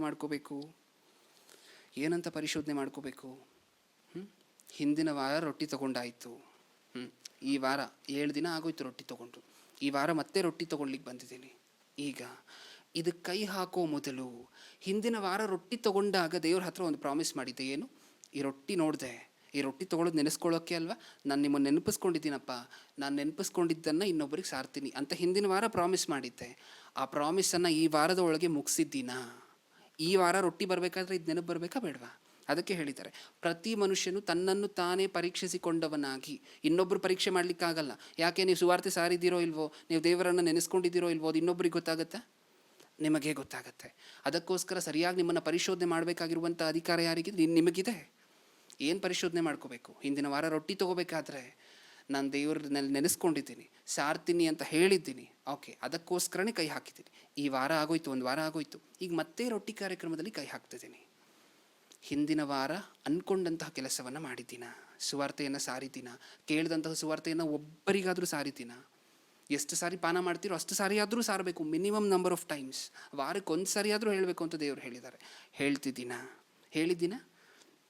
ರೊಟ್ಟಿ ಕಾರ್ಯಕ್ರಮಕ್ಕೆ ಬರೋದಕ್ಕಿಂತ ಮುಂಚೆ ಕುಟುಂಬವಾಗಿ ಸಮೇತವಾಗಿ ಕೂತ್ಕೊಂಡು ಏನಾಯಿತು, ನೀನು ಕಳೆದ ವಾರ ರೊಟ್ಟಿ ದ್ರಾಕ್ಷಾರಸ ಕಾರ್ಯಕ್ರಮದಲ್ಲಿ ಕೈ ಹಾಕ್ದಲ್ವಾ?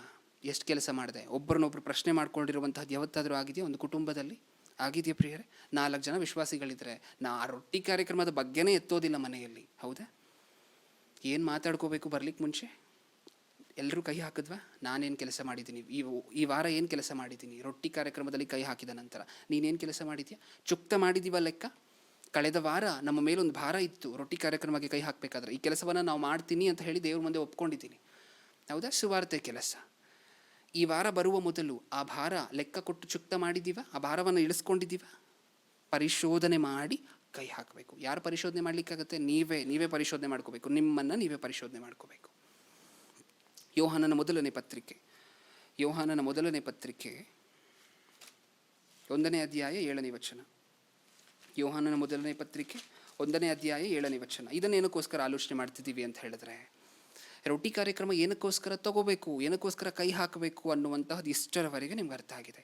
ರೊಟ್ಟಿ ಕಾರ್ಯಕ್ರಮಕ್ಕೂ ಪಸ್ಕ ಹಬ್ಬಕ್ಕೂ ಸಿಮಿಲಾರಿಟಿ ಇದೆಯಾ ಇಲ್ವಾ? ಹೊಂದಾಣಿಕೆ ಇದೆಯಾ? ಪಸ್ಕ ಹಬ್ಬ ಏನಕ್ಕೋಸ್ಕರ ಕೊಟ್ಟರು? ನೆನಪಿಸ್ಕೋಬೇಕು, ಹೇಳಬೇಕು. ರೊಟ್ಟಿ ಕಾರ್ಯಕ್ರಮ ಏನಕ್ಕೋಸ್ಕರ ಕೊಟ್ಟರು? ನೆನಪಿಸ್ಕೋಬೇಕು, ಹೇಳಬೇಕು. ಪಸ್ಕ ಹಬ್ಬ ಇವಾಗಲೂ ಬರ್ತಾನೆ ಇದೆ. ಇವಾಗಲೂ ಕೆಲವೊಂದು ದೇಶಗಳಲ್ಲಿ ಅಲ್ಲಲ್ಲಿ ಜನ ಮಾಡ್ತಾ ಇದ್ದಾರೆ. ಪಸ್ಕ ಹಬ್ಬ ಇವಾಗವರೆಗೂ ಬಂತು, ಆದರೆ ಉದ್ದೇಶ ಬರಲಿಲ್ಲ. 1ನೇ ಶತಮಾನದಲ್ಲೂ ರೊಟ್ಟಿ ಕಾರ್ಯಕ್ರಮ ಕೊಟ್ಟರು. ಏನಕ್ಕೋಸ್ಕರ? ನೆನಪಿಸ್ಕೋಬೇಕು, ಹೇಳಬೇಕು. ಉದ್ದೇಶ ಮರ್ತೋದ್ವಿ, ನೆನಪಿಸ್ಕೊತಾನೂ ಇಲ್ಲ, ಹೇಳ್ತಾನೂ ಇಲ್ಲ. ಆದರೆ ಇವತ್ತೂ ಸಹ ರೊಟ್ಟಿ ಕಾರ್ಯಕ್ರಮದಲ್ಲಿ ಕೈ ಹಾಕ್ತಾನೇ ಇದ್ದೀವಿ. ಹೌದಾ ಪ್ರಿಯರೇ? ಪ್ರಪಂಚದಲ್ಲಿ ನಾವು ಕಳೆದ 1-2 ವಾರದ ಹಿಂದೆ ಅಪವಾದಿಯ ಆಯುಷ್ಕಾಲ ಅಂತ ಹೇಳಿ ಒಂದು ಸಂದೇಶವನ್ನು ಆಲೋಚನೆ ಮಾಡಿದ್ದೀವಿ.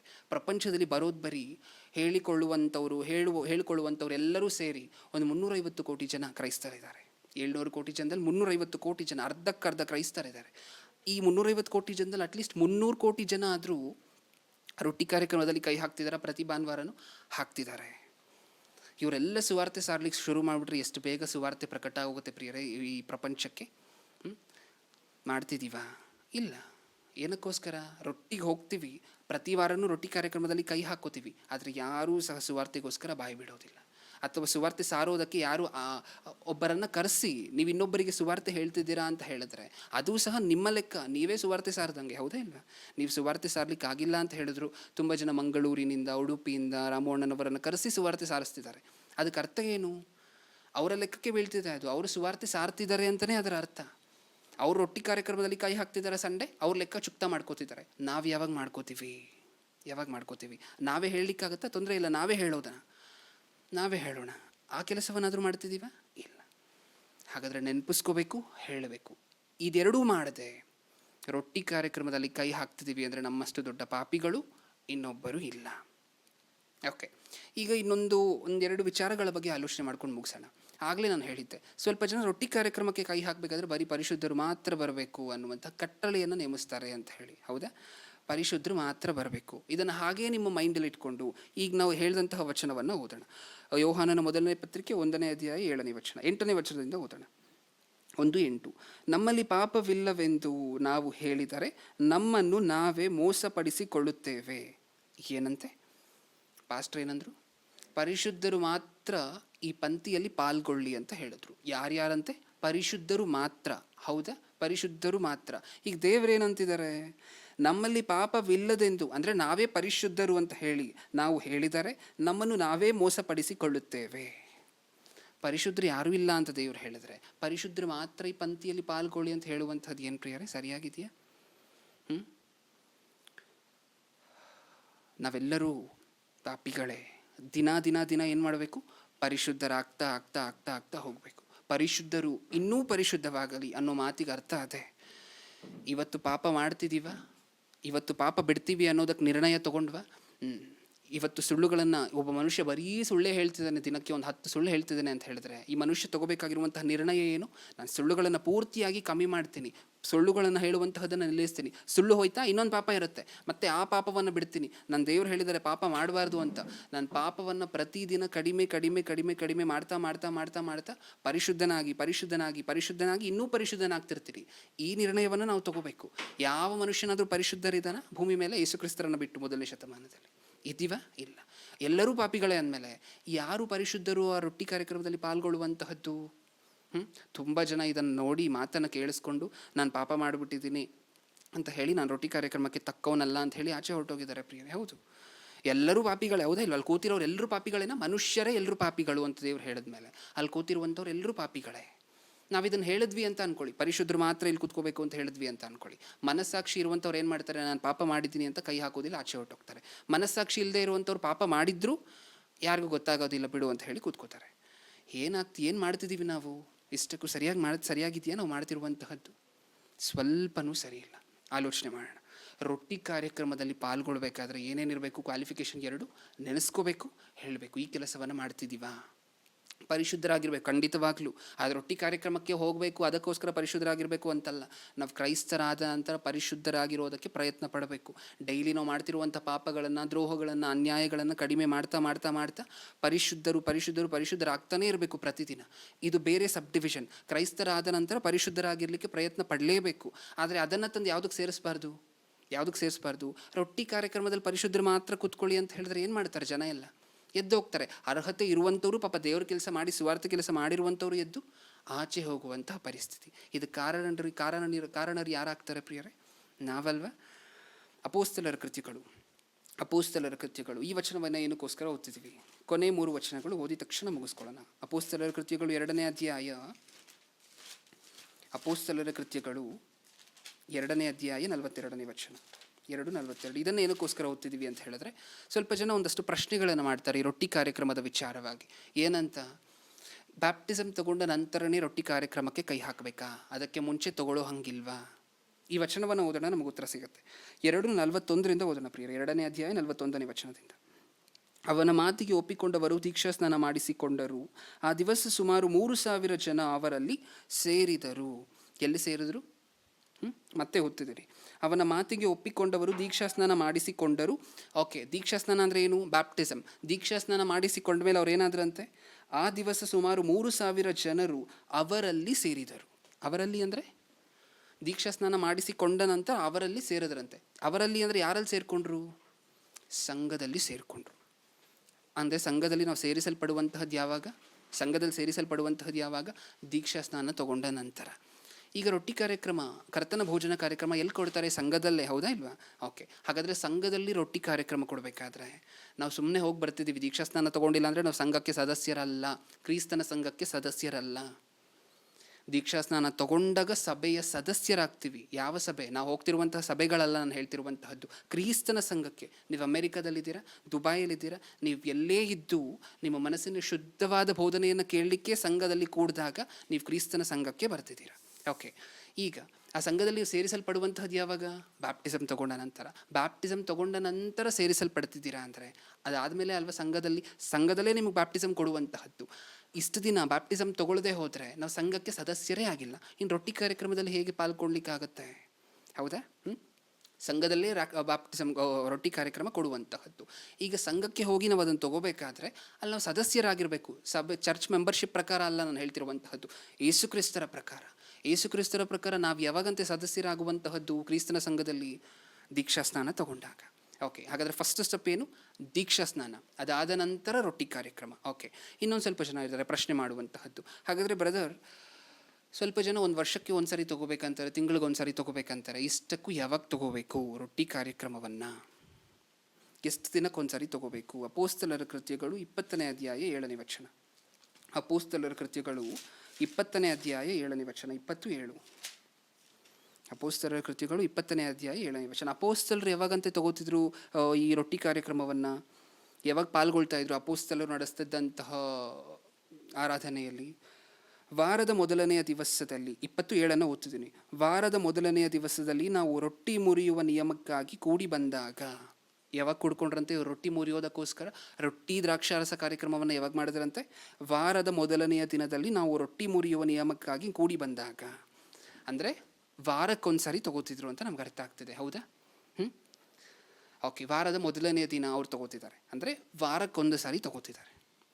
ಇದು ನಮ್ಗೆ ಅರ್ಥ ಆದರೆ ವರ್ಷಕ್ಕೊಂದು ಸಾರಿ ತೊಗೊಂಡ್ರು ಪರವಾಗಿಲ್ಲ ಅನ್ನುವಂಥ ಪ್ರಶ್ನೆ ನಾವು ಮಾಡೋದಿಲ್ಲ. ರೊಟ್ಟಿ ಕಾರ್ಯಕ್ರಮ ಏನಕ್ಕೋಸ್ಕರ ಕೊಟ್ಟಿದ್ದಾರೆ? ಅದು ಕೊಟ್ಟಿಲ್ಲ ಅಂದರೆ ನಾವು ಕ್ರಿಸ್ತನ ಬಲಿದಾನವನ್ನು ಇಷ್ಟೊತ್ತಿಗಾಗಲೇ ಮರ್ತೋಗಿರ್ತಿದ್ವಿ. ಅದನ್ನು ನಾವು ಮರಿಬಾರ್ದು, ಅದನ್ನು ನಾವು ನೆನಪಿಸ್ಕೊಂಡು ಇತರರಿಗೂ ನೆನಪಿಸ್ಬೇಕು ಅನ್ನೋದಕ್ಕೋಸ್ಕರ ಕೊಟ್ಟಿದ್ದಾರೆ. ಈಗ ನಾವು ವರ್ಷಕ್ಕೊಂದು ಸಾರಿ ತೊಗೊಂಡ್ವಿ ಅಂತ ಅಂದ್ಕೊಳ್ಳಿ. ವರ್ಷಕ್ಕೊಂದು ಸಾರಿ ತೊಗೊಂಡ್ರೆ ಯಾವಾಗ ನೆನಪಿಸ್ಕೋತೀವಿ? ಅದು ಪಾತ್ರೆ ನಮ್ಮ ಮುಂದೆ ಬಂದಾಗ ಅದನ್ನು ನೋಡಿ ನಮ್ಮನ್ನು ನಾವು ಪರಿಶೋಧನೆ ಮಾಡ್ಕೋಬೇಕಲ್ವ. ಹಿಂದೆ ವಾರ ತೊಗೊಂಡಿದ್ದೆ, ಈ ವಾರ ಮಾಡಿದ್ದೀನೋ ಇಲ್ವೋ? ಈ ಪರಿಶೋಧನೆ ಎಲ್ಲ ಯಾವಾಗ ಮಾಡೋಕ್ಕಾಗುತ್ತೆ? ವರ್ಷಕ್ಕೊಂದು ಸಾರಿ ತೊಗೊಂಡ್ರೆ. ಹೌದಾ ಇಲ್ವಾ? ತಿಂಗಳಿಗೊಂದು ಸಾರಿ ತೊಗೊಂಡ್ರೂ ಸಹ ಪರಿಶೋಧನೆ ಮಾಡ್ಕೋತೀವ. ಅದು ಮತ್ತೆ ಮತ್ತೆ ನಮಗೆ ನೆನಪು ಬರುತ್ತಾ ಈಕ್ವಲ್ ಇಂಟರ್ವಲಲ್ಲಿ? ಅದಕ್ಕೋಸ್ಕರ ವಾರಕ್ಕೊಂದು ಸಾರಿ ತೊಗೊತಿರುವ ಪ್ರಕಾರ ಅಟ್ಲೀಸ್ಟ್ ವಾರಕ್ಕೊಂದು ಸಾರಿ ಆದರೂ ರೊಟ್ಟಿ ಕಾರ್ಯಕ್ರಮದಲ್ಲಿ ಪಾಲ್ಗೊಳ್ಳಿಕ್ಕೆ ಪ್ರಯತ್ನ ಪಡೋಣ. ಯಾಕೆ? ಆ ರೊಟ್ಟಿ ಕಾರ್ಯಕ್ರಮದಲ್ಲಿ ನಾವು ಪಾಲ್ಗೊಂಡಾಗಲ್ವಾ ಯೇಸು ಕ್ರಿಸ್ತರನ್ನು ನೆನಪಿಸ್ಕೊಳ್ಳುವಂತಹದ್ದು. ಆವಾಗಲೇ ಅಲ್ವಾ ನಾವು ಪಣ ತೊಡುವಂತಹದ್ದು, ನಾನು ಸುವಾರ್ತೆ ಸಾರಬೇಕು, ಬಲಿದಾನ ನನಗೆ ನೆನಪು ಬಂದಿದೆ ಅಂತ ಹೇಳಿ. ಅದಕ್ಕೋಸ್ಕರ ವರ್ಷಕ್ಕೊಂದು ಸಾರಿ ತೊಗೊಳ್ಳುವಂತಹದ್ದು ಅಡ್ವೈಸಬಲ್ಲೇ ಅಲ್ಲ. ಯಾಕೆ? ನಾವು ಮರ್ತೋಗ್ತೀವಿ ಯೇಸು ಕ್ರಿಸ್ತರ ಬಲಿಯನ್ನು. ಕೊನೆಯ ವಚನ, ಕೊನೆ 2 ವಚನ. ಲೂಕನು ಬರೆದ ಸುವಾರ್ತೆ 13ನೇ ಅಧ್ಯಾಯ 25ನೇ ವಚನ. ಲೂಕನು ಬರೆದ ಸುವಾರ್ತೆ 13:25. ಲೂಕನು ಬರೆದ ಸುವಾರ್ತೆ 13ನೇ ಅಧ್ಯಾಯ 25ನೇ ವಚನ. ಎಂಥ ಜನ ಇರ್ತಾರೆ ಅಂದರೆ ಭೂಮಿ ಮೇಲೆ ಯೇಸು ಕ್ರಿಸ್ತರು ಹೇಳ್ತಿದ್ದಾರೆ.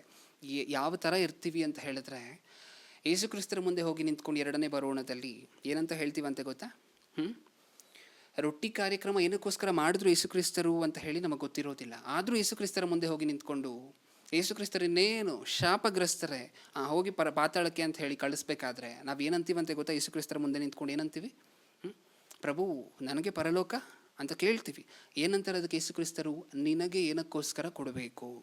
ರೊಟ್ಟಿ ತಿಂದಿದ್ದೀನಿ, ದ್ರಾಕ್ಷಾರಸ ಕುಡಿದಿದ್ದೀನಿ, 15 ವರ್ಷ ರೊಟ್ಟಿ ತಿಂದಿದ್ದೀನಿ ಗೊತ್ತಾ, 15 ವರ್ಷ ದ್ರಾಕ್ಷಾರಸ ಒಂದು ವಾರನೂ ಮಿಸ್ ಮಾಡಿಲ್ಲ ಅಂತೀವಂತೆ. ಅವಾಗ ಯೇಸು ಕ್ರಿಸ್ತರು ಏನಂತಾರೆ? ಈಗ ಓದೋಣ ಈ ಮಾತನ್ನು, ನೀಟಾಗಿ ಕನೆಕ್ಟ್ ಆಗುತ್ತೆ. ಒಂದು ಸಾಮ್ಯ ರೂಪವನ್ನು ಯೇಸು ಕ್ರಿಸ್ತರು ಮಾತಾಡಬೇಕಾದ್ರೆ, ಮನೆ ಯಜಮಾನನು ಎದ್ದು ಕದ ಹಾಕಿಕೊಂಡ ಮೇಲೆ ನೀವು ಹೊರಗೆ ನಿಂತುಕೊಂಡು ಕದ ತಟ್ಟಿ, ಸ್ವಾಮಿ ನಮಗೆ ತೆರೆಯಿರಿ ಎಂದು ಹೇಳುವುದಕ್ಕೆ ತೊಡಗುವಾಗ ಅವನು, ನೀವು ಎಲ್ಲಿಯವರೋ, ನಿಮ್ಮ ಗುರುತು ನನಗಿಲ್ಲ ಅಂದಾಗ ಏನಂತಾರಂತೆ? ಗುರುತೇ ಸಿಗ್ತಿಲ್ಲ. ನೀವು ಬಿಡ್ತಾರ ಒಳಗಡೆ? ಗುರುತು ಸಿಗದೇ ಇರುವಂಥ ವ್ಯಕ್ತಿಯನ್ನು ಒಳಗೆ ಬಿಡ್ತಾರಾ? ಇಲ್ಲ. ನಮ್ಮ ಗುರುತು ಏನಕ್ಕೋಸ್ಕರ ಇಲ್ವಂತೆ ಗೊತ್ತಾ? ಏನಕ್ಕೋಸ್ಕರ ಇರೋದಿಲ್ಲ? ಗುರುತು ನನಗಿಲ್ಲ ಅಂದನು. ಅದಕ್ಕೆ ನೀವು, ನಿನ್ನ ಸನ್ನಿಧಿಯಲ್ಲಿ ನಾವು ಊಟ ಮಾಡಿದೆವು, ಕುಡಿದೆವು, ನಮ್ಮ ಬೀದಿಗಳಲ್ಲಿ ನೀನು ಉಪದೇಶ ಮಾಡಿದ್ದಿ ಎಂದು ಹೇಳುವುದಕ್ಕೆ ತೊಡಗಿರಿ. ಆದರೆ ಅವನು, ನೀವು ಎಲ್ಲಿಯವರೋ, ನಿಮ್ಮ ಗುರುತು ನನಗಿಲ್ಲ. ಮತ್ತೆ ಏನಂತೀವಂತೆ? ನಾವು ಏನಕ್ಕೋಸ್ಕರ ಪರಲೋಕ ಕೇಳಿದ್ವಂತೆ ಹೋಗಿ ಅಲ್ಲಿ?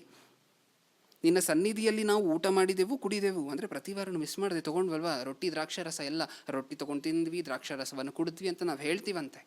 ಆದರೆ ಉದ್ದೇಶ ನೆರವೇರಿಸಿಲ್ಲ ಅಲ್ವಾ? ಅದಕ್ಕೋಸ್ಕರ ಪರಲೋಕದಲ್ಲಿ ನಮಗೆ ಎಂಟ್ರಿ ಇಲ್ಲ. ರೊಟ್ಟಿ ತೊಗೊಂಡ ಮಾತ್ರಕ್ಕೆ ಹೊರಟೋಗ್ತೀವ ಪರಲೋಕಕ್ಕೆ? ರೊಟ್ಟಿ ತಗೊಳ್ಳುವುದರ ಜೊತೆ, ದ್ರಾಕ್ಷಾರಸ ತಗೊಳ್ಳುವುದರ ಜೊತೆ ನೆನಪಿಸ್ಕೋಬೇಕು, ಹೇಳಬೇಕು. ಈ ಕೆಲಸವನ್ನು ಮಾಡ್ತಿದ್ದೀವ? ಪರಿಶೋಧನೆ ಮಾಡ್ಕೊಳ್ಳೋಣ ಪ್ರಿಯರೇ. ಇನ್ನು ಮುಂದೆ ಆ ರೊಟ್ಟಿ ದ್ರಾಕ್ಷಾರಸದ ಪಾತ್ರೆ ನಮ್ಮ ಮುಂದೆ ಬರ್ತಿದೆ ಪ್ರತಿ ವಾರನೂ ಅಂತ ಹೇಳಿದ್ರೆ ಅದಕ್ಕೆ ಅರ್ಥ ಏನು ಗೊತ್ತಾ? ಅಲ್ಲೇ ಮುಂದೆ ಒಂದು ಸ್ಕ್ರೀನ್ ಆನ್ ಆಗಬೇಕು ನಮಗೆ, ಪಾತ್ರೆ ಬರ್ತಿದೆ ಅಂದಾಗ. ಏನು? ಮುಂದಿನ ವಾರ ನಾವು ಪಡುವಂಥ ಸುವಾರ್ತೆಗೋಸ್ಕರ ಕಷ್ಟ. ಎಷ್ಟು ಜನರ ಮನೆಗೆ, ಓಕೆ, ಇವ್ರ ಮನೆಗೆ ಹೋಗಿ ನಾನು ಸುವಾರ್ತೆ ಹೇಳಬೇಕು, ಇಲ್ಲಿ ಫೋನ್ ಮಾಡಿ ಈ ಬ್ರದರ್ಗೆ ಸುವಾರ್ತೆ ಹೇಳಬೇಕು, ಈ ಬ್ರದರ್ಗೆ ಫೋನ್ ಮಾಡಿ ಲಿಂಕ್ ಕಳಿಸ್ಬೇಕು, ಇವ್ರಿಗೊಂದು ವಾಯ್ಸ್ ಮೆಸೇಜ್ ಕಳಿಸ್ಬೇಕು, ಇವ್ರಿಗೆ ಅಟ್ಲೀಸ್ಟ್ ಟೈಪ್ ಮಾಡಿ ಒಂದೆರಡು ವಚನಗಳನ್ನು ಕಳಿಸ್ಬೇಕು. ಈ ಪ್ಲ್ಯಾನ್ ನಮ್ಮ ತಲೆಯಲ್ಲಿ ಬರಬೇಕು. ನಾವು ಮುಂದಿನ ವಾರ ದೇವ್ರಿಗೋಸ್ಕರ ಪಡುವಂತಹ ಕಷ್ಟ ಆ ಸ್ಕ್ರೀನಲ್ಲಿ ಬಂದ್ಬಿಡಬೇಕು, ನಮ್ಮ ಮನಸ್ಸು ಆಲೋಚನೆಗಳಲ್ಲಿ ಬಂದ್ಬಿಡಬೇಕು. ಬರ್ತಿದ್ಯಾ? ಕೊನೆಯ ವಚನ, ಮತ್ತಾಯನು ಬರೆದ ಸುವಾರ್ತೆ 20ನೇ ಅಧ್ಯಾಯ 20ನೇ ವಚನ. ಮತ್ತಾಯನು ಬರೆದ ಸುವಾರ್ತೆ 20ನೇ ಅಧ್ಯಾಯ 20ನೇ ವಚನ, 20 ಏನಂತ? ಪಾತ್ರೆ ಅಲ್ವಾ ತೊಗೊಂಡು ಕುಡಿಯುವಂಥ ದೊಡ್ಡ ವಿಚಾರನ ಅಂತ ಅಂದ್ಕೊಂಡಿದ್ರು. ಆದರೆ ಪಾತ್ರೆ ಯಾವುದಕ್ಕೆ ಹೋಲಿಕೆಯಾಗಿದೆ ಸತ್ಯವೇದದಲ್ಲಿ? ಏಸು ಕ್ರಿಸ್ತರು ನಿಮ್ಮ ಚಿತ್ತ ಇದ್ದರೆ ಈ ಪಾತ್ರೆಯನ್ನು ನನ್ನಿಂದ ತೊಲಗಿಸು ಅಂತ ಹೇಳಿ ಪ್ರಾರ್ಥನೆ ಮಾಡ್ತಾರೆ. ಅದಕ್ಕೆ ಅರ್ಥ ಏನು? ಪಾತ್ರೆ ಅಂದಿದ ತಕ್ಷಣ ಏನಕ್ಕೆ ಹೋಲಿಕೆಯಾಗಿದೆ? ಕಷ್ಟಾನುಭವ. ಯೇಸು ಕ್ರಿಸ್ತರ ಮುಂದೆ ಶಿಲುಬೆಯಲ್ಲಿ ಹೊಂದಬೇಕಾಗಿರುವಂಥ ಬಾಧೆ ಎಲ್ಲ ಯೇಸು ಕ್ರಿಸ್ತರ ಕಣ್ಮುಂದೆ ಬರುತ್ತೆ ಆ ಪಾತ್ರೆ ನೋಡಿದಾಗ. ಅದು ಪಾತ್ರೆ ಕಷ್ಟಕ್ಕೆ ಹೋಲಿಕೆ ಆಗಿದೆ. ನಮಗೂ ಸಹ ಪ್ರತಿ ವಾರ ರೊಟ್ಟಿ ದ್ರಾಕ್ಷಾರಸ ಬಂದು ಹೋಗ್ತಿದೆಯಾ ಪಾತ್ರೆ? ಏನು ನೆನಪು ಬರಬೇಕು? ನಾವು ಮುಂದಿನ ವಾರ ದೇವರಿಗೋಸ್ಕರ ಪಡಬೇಕಾಗಿರುವಂಥ ಕಷ್ಟ ನೆನಪು ಬರಬೇಕು. ಬರ್ತಿದೆಯಾ? ಮುಂದಿನ ವಾರ ನಾನು ಎಲ್ಲೆಲ್ಲಿಗೆ ಹೋಗಿ ಸುವಾರ್ತೆ ಸಾರಬೇಕು ಅನ್ನುವಂಥದ್ದು ನೆನಪು ಬರಬೇಕು. ಆಗ್ತಿದೆಯಾ ಈ ಕೆಲಸ? ಇಲ್ಲ ಅಲ್ವಾ? ಹಾಗಾದರೆ ನಾವು ಎಲ್ಲಿ ಅರ್ಹರು ಪ್ರಿಯರೇ? ಅರ್ಹನನ್ನಾಗಿ ಮಾಡ್ಕೊಳ್ಳೋಣ. ಬ್ರದರ್, ಹೆಂಗೂ ರೊಟ್ಟಿ ಕಾರ್ಯಕ್ರಮದಲ್ಲಿ ಕೈ ಹಾಕಬೇಕಾದ್ರೆ ಕೆಲಸ ಮಾಡಬೇಕು ಅಂತ ನೀವು ಹೇಳಿದ್ದೀರಾ. ನಾವು ರೊಟ್ಟಿ ಕಾರ್ಯಕ್ರಮದಲ್ಲೂ ಕೈ ಹಾಕೋದಿಲ್ಲ, ಕೆಲಸನೂ ಮಾಡೋದಿಲ್ಲ. ಇದು ಇನ್ನೂ ದೊಡ್ಡ ಕ್ರೈಮ್ ಇದು, ಹೌದಾ? ಒಂದೇ ಸಾರಿ ಪರಲೋಕದಿಂದ ಕಿಕ್ಔಟ್ ಆಗೋಗ್ತೀವಿ. ಪರಲೋಕಕ್ಕೆ ಹೋಗಿ ಯೇಸು ಕ್ರಿಸ್ತರ ಎರಡನೇ ಬರೋಣದಲ್ಲಿ ಡೈರೆಕ್ಟಾಗಿ ಪಾತಾಳಕ್ಕೆ ಹೊರಟೋಗ್ತೀವಿ. ಬೇಡ ಪ್ರಿಯರೇ, ರೊಟ್ಟಿ ಕಾರ್ಯಕ್ರಮದಲ್ಲಿ ಕೈ ಹಾಕೋಣ. ಆದರೆ ಪ್ರತಿ ವಾರನೂ ಮುಂದಿನ ವಾರ ಬಂದು ರೊಟ್ಟಿ ಕಾರ್ಯಕ್ರಮದಲ್ಲಿ ಕೈ ಹಾಕೋದಕ್ಕಿಂತ ಮುಂಚೆ ನಮ್ಮನ್ನು ನಾವು ಪರಿಶೀಲನೆ ಮಾಡಿಕೊಂಡು ಹಿಂದಿನ ವಾರ ಹಿಂದಿನ ವಾರ ನಾನು ದೇವ್ರಿಗೆ ಮಾಡಿದಂಥ ಪ್ರಾಮಿಸನ್ನು ನೆರವೇರಿಸಿದ್ದೀನ, ಲೆಕ್ಕಚುಕ್ತ ಮಾಡಿದ್ದೀನ ಅಂತ ಹೇಳಿ ಮನೆಯವರು ಕೂತ್ಕೊಂಡು, ಕುಟುಂಬದವರು ಕೂತ್ಕೊಂಡು ಮಾತಾಡಿ, ನಿನ್ನ ಲೆಕ್ಕ ಆಯಿತಾ? ಕಳೆದ ವಾರ ನೀನು ತೊಗೊಂಡಿರುವಂಥ ಸಾದೃಶ್ಯಕ್ಕೆ ಸುವಾರ್ತೆ ಸಾರಿದೆಯಾ ಅನ್ನೋದನ್ನು ನಾವೆಲ್ಲರೂ ಒಬ್ಬರಿಗೊಬ್ಬರು ಪರಿಶೋಧನೆ ಮಾಡಿಕೊಂಡು ನೆನಪಿಟ್ಕೊಂಡು ಇನ್ನೊಬ್ಬರಿಗೆ ಸಾರ್ಥ ರೊಟ್ಟಿ ಕಾರ್ಯಕ್ರಮದಲ್ಲಿ ಪಾಲ್ಗೊಳ್ಳೋಣ. ಓಕೆ, ಇನ್ನು ಮುಂದೆ ಪಾಲ್ಗೊಳ್ಬೇಕಾದ್ರೆ ಇಷ್ಟು ಸಂದೇಶ ನಮ್ಮ ಕಣ್ಮುಂದೆ ಬರಬೇಕು. ಕಣ್ಮುಚ್ಚಿ ಪ್ರಾರ್ಥನೆ ಮಾಡಿ ಮುಗಿಸ್ಕೊಳ್ಳೋಣ. ಪ್ರೀತಿಯುಳ್ಳ ಪರಲೋಕದಲ್ಲಿರುವ ನಮ್ಮ ತಂದೆ, ಒಂದು ಮಹೋನ್ನತವಾದ ದಿನವನ್ನು ಕೊಟ್ಟಿಕ್ಕಾಗಿ ನಿಮಗೆ ಸ್ತೋತ್ರ. ಈ ಒಂದು ಅಮೂಲ್ಯವಾದ ಸಮಯದಲ್ಲಿ ನಿಮ್ಮ ಅಮೂಲ್ಯವಾದ ಮಾತುಗಳನ್ನು ಆಲೋಚನೆ ಮಾಡಿದ್ದೀವಿ ಅಪ್ಪ. ಕೇಳಿರುವಂತಹ ಪ್ರತಿಯೊಬ್ಬೊಬ್ಬರನ್ನು ಆತ್ಮಕ್ಕೆ ಸಂಬಂಧಪಟ್ಟ ಆಶೀರ್ವಾದಗಳಿಂದ ಆಶೀರ್ವದಿಸಿ ಅನ್ನುವಂಥ ಕೋರಿಕೆ ನಿಮ್ಮ ಮುಂದೆ ಇಡ್ತಾ, ರೊಟ್ಟಿ ದ್ರಾಕ್ಷಾರಸ ಕಾರ್ಯಕ್ರಮದ ನಿಜವಾದ ಬೆಲೆಯನ್ನು ನಾವು ತಿಳ್ಕೊಂಡಿದ್ದೀವಿ ತಂದೆ. ಈ ಬೆಲೆಯನ್ನು ಮೌಲ್ಯವಾದದ್ದು ಅಂತ ಹೇಳಿ ಭಾವಿಸಿ ನೀವು ಕೊಟ್ಟಂತಹ ಅವಕಾಶವನ್ನು ಮುಖ್ಯವಾಗಿ ಮುತ್ತಿನಂತಹದ್ದು ಅಂತ ಹೇಳಿ ಬಳಕೆ ಮಾಡಿಕೊಂಡು ನಮ್ಮ ಪಾಪಗಳನ್ನು ನೀವು ಬ್ಯಾಪ್ಟಿಸಮ್ ಮೂಲಕ ತೊಳೆದಿದ್ದೀರಾ. ಪ್ರತಿ ವಾರನೂ ಸಹ ಪರಿಶುದ್ಧರನ್ನಾಗಿ ಮಾಡ್ತಿದ್ದೀರಾ. ಅದೇ ರೀತಿ ನಾವು ಪರಿಶುದ್ಧರಾಗಿ ಇನ್ನೊಬ್ಬರನ್ನು ಪರಿಶುದ್ಧರನ್ನಾಗಿ ಮಾಡಿ ಪಸ್ಕ ಹಬ್ಬದ ಸಂದರ್ಭದಲ್ಲೂ ನಿಮ್ಮ ಆಶಯ ಆಲೋಚನೆ ನೆರವೇರಿಲ್ಲ ತಂದೆ. ಅದೇ ರೀತಿ ರೊಟ್ಟಿ ಕಾರ್ಯಕ್ರಮದಲ್ಲೂ ನಿಮ್ಮ ಆಶಯವನ್ನು ಆಲೋಚನೆಯನ್ನು ಹಾಳು ಮಾಡಿಟ್ಟಿದ್ದೀವಿ ಅಪ್ಪ. ಇನ್ನು ಮುಂದೆ ಆದರೂ ನಮ್ಮನ್ನು ನಾವು ಸರಿ ಮಾಡಿಕೊಂಡು ಪರಿಶೋಧನೆ ಮಾಡಿ ಈ ಕಾರ್ಯಕ್ರಮದಲ್ಲಿ ಕೈ ಹಾಕೋದಕ್ಕೆ ಕೃಪೆ ಕೊಡಿ, ಬಲ ಕೊಡಿ. ನನ್ನ ಪ್ರಾರ್ಥನೆ ಯೇಸು ಕ್ರಿಸ್ತರ ನಾಮದಲ್ಲಿ ಸಮರ್ಪಿಸಿ ಬೇಡಿಕೊಳ್ಳುತ್ತಿದ್ದೇನೆ, ಪರಲೋಕದಲ್ಲಿರುವ ನಮ್ಮ ತಂದೆಯೇ. Amen.